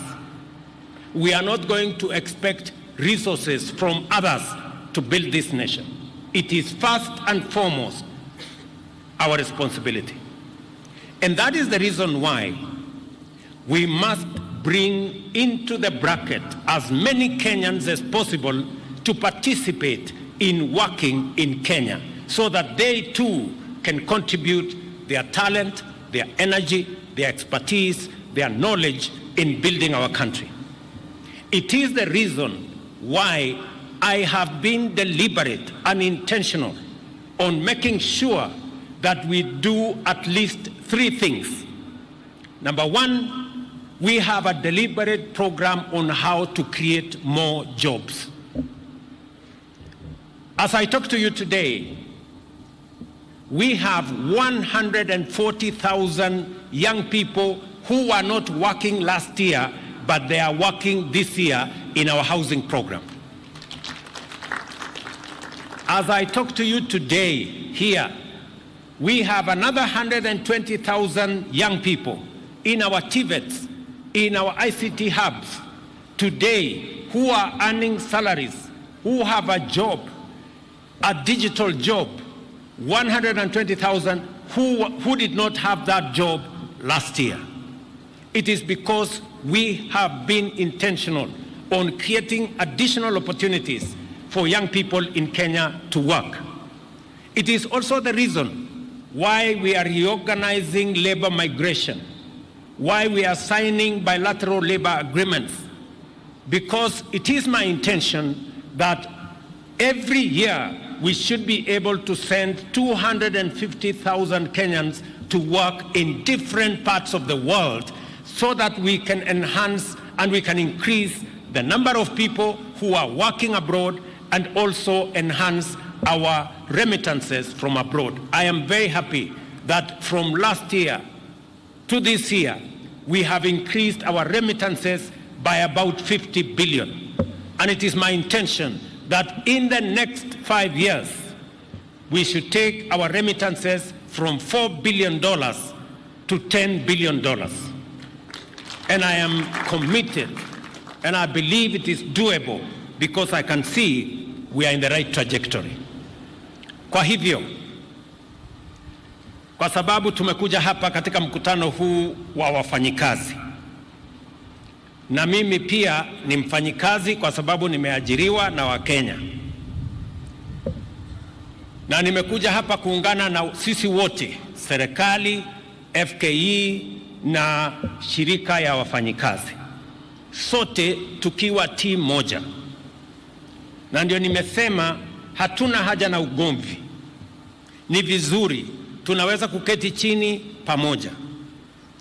Tunataka kujieleza kwa njia ya taratibu, bila ya msukosuko ama bila ya kupigana, kwa sababu inawezekana tukubaliane. Na ndio nawauliza hata madaktari wetu, tumeweka kwenye meza yale serikali iko tayari kufanya.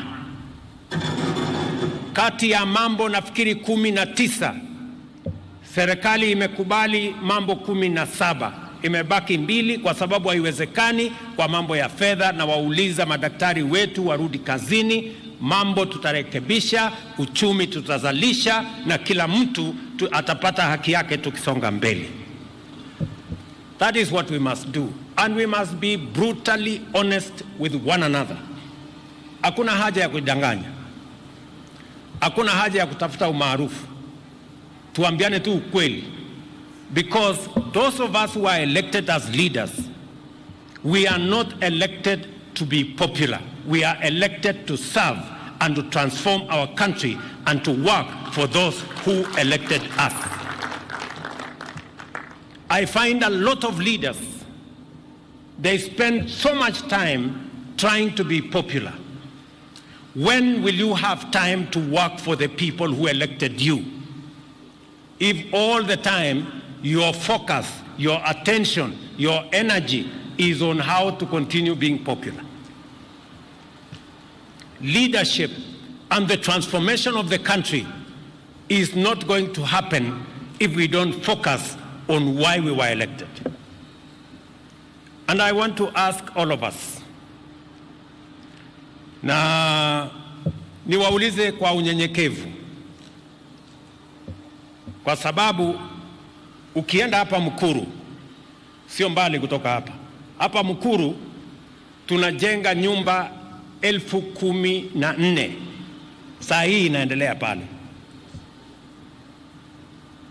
For those of you who are in doubt, I ask you after this meeting, muende pale Mukuru.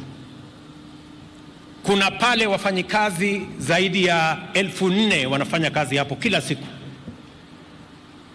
Hapa Nairobi tunataka kujenga nyumba kati ya 50,000 na 70,000 kila mwaka. Ndio wale watu wetu wanaangaishwa na maji na mafuriko na maporomoko waweze kupata mahali ya kuita nyumbani. Niliwaambia inawezekana Mkenya mwenye analipa shilingi 3,000 tuwe na nyumba iko na choo, iko na maji, iko na stima, nyumba ya gorofa, lakini ni ya shilingi 3,000. Ule mjamaa ameketi kwa mabati, leo mahali kuna mafuriko anaweza kupata nyumba hiyo, na hiyo ndio mpango yetu kama serikali.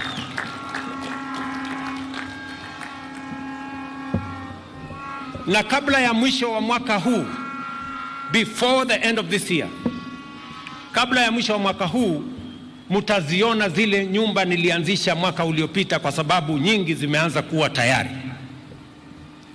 If seeing is believing, you will begin to see, so that you can believe that we are serious on the housing plan. Our intention is at least in the next 5 years, we must create 1 million new home owners in Kenya, people who have a place to call home that we have facilitated. Apart from creating jobs, we create decent livelihoods for our people. I want to tell the people of Nairobi, jana tulikubaliana kwenye baraza la mawaziri na tulisema wale wote ambao wanaishi katika riparian reserve tutawasaidia waondoke, kwa sababu hatutaki Mkenya apoteze maisha yake kwa mafuriko. Wale wanaishi katika vitongoji zile zingine karibu na riparian reserve, tumekubaliana tutatumia hazina yetu ya housing kuwasaidia kujenga social housing, ili hata na wao waishi mahali penye kuna heshima, mahali kuna maji, mahali kuna proper housing. Na tumesema wale wanaishi in our slum dwellings, they will be our first priority on matters social housing. Kwa hivyo nataka niwaulize wafanyikazi wote, sisi wa Kenya tujue ya kwamba nchi hii haiwezi kujengwa kimiujiza, haiwezi kujengwa na watu wengine. Wenye kujenga Kenya ni sisi. Nguvu yetu, akili tulio nayo, mipango tulio nayo, na pesa zetu, na hiyo pesa inatoka kwa ushuru. Kuitwa Zakayo si jambo, bora tulipe ushuru. Zakayo ni jina, hakuna problem, tunaweza kusonga mbele. Bora tujenge Kenya hii, watu wapate manyumba, tuwe na affordable, tuwe na universal health coverage, watoto vijana wetu wapate ajira. Zakayo ni jina, tuendelee mbele, no problem.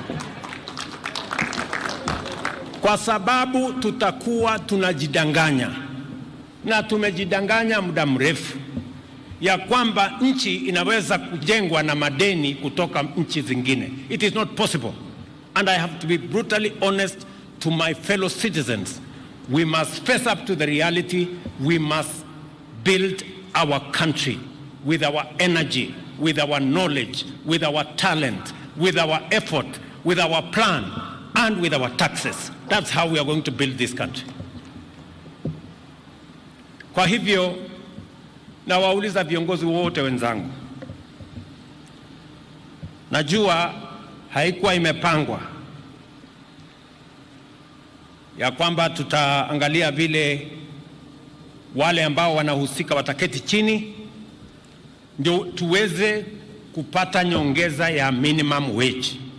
Mwaka huu lazima tuwe na mpango ya kuongeza minimum wage. That we must do. Najua Jacqueline amesema iko namna hii, lakini Jacqueline, this time round we must do something about minimum wage.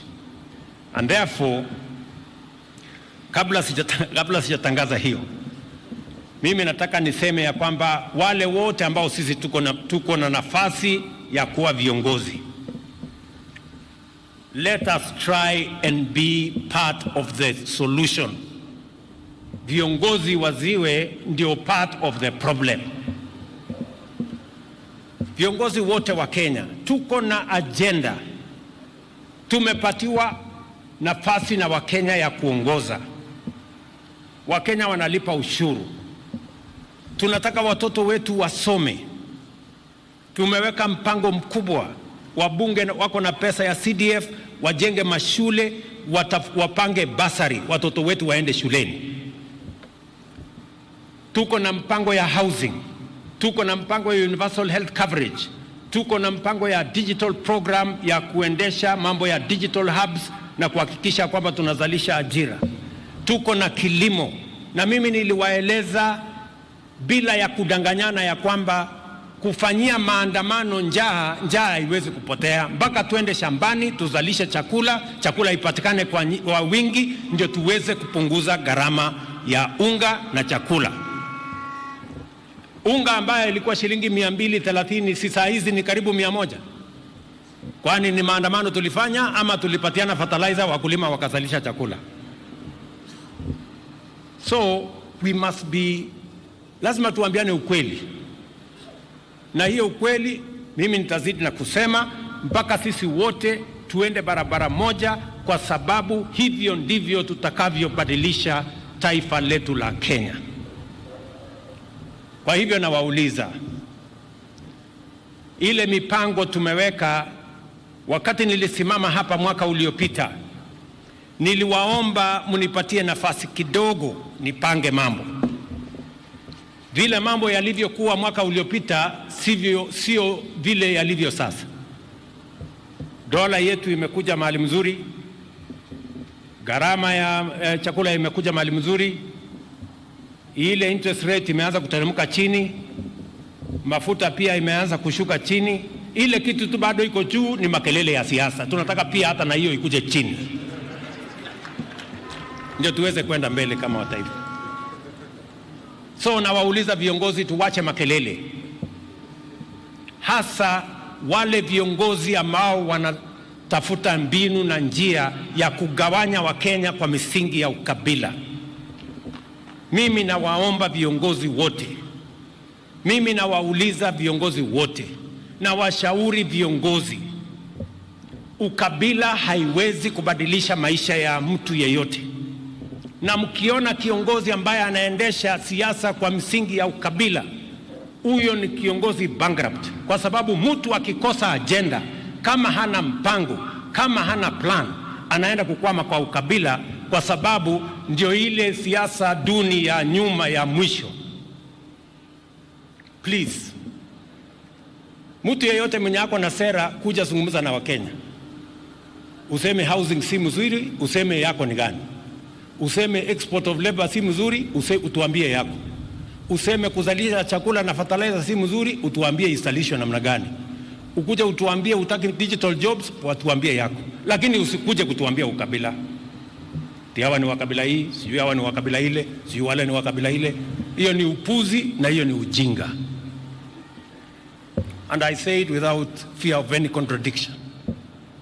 Tumetoa nchi ya Kenya mahali mbali. And I want to ask the citizens of our country, especially those of us who have the privilege to be leaders, to desist from dividing citizens along tribal lines. That is retrogressive, that is primitive, and that takes us backwards. Tunataka tuende mbele. Tukubaliane, mshahara tutaongeza kwa njia gani? Mapato tutaongeza kwa njia gani? Tutazalisha chakula kwa njia gani? Na ndio mimi nataka sasa nimwambie waziri wetu wa leba aite kamati ile inahusika na waketi chini, minimum wage tuongeze at least minimum by 6%, na mutaniambia vile hesabu hiyo itafanyika. Alafu pale mbele tutaongea na nyinyi vile mambo itakavyo kwenda mbele. As we commemorate Labor Day, let us rededicate ourselves to doing our best and contributing our utmost to enhance the welfare of every Kenyan. Thank you very much. God bless you. God bless our great nation, Kenya. Asanteni sana. Tumpongeze rais kwa hotuba yake. Asante sana mheshimiwa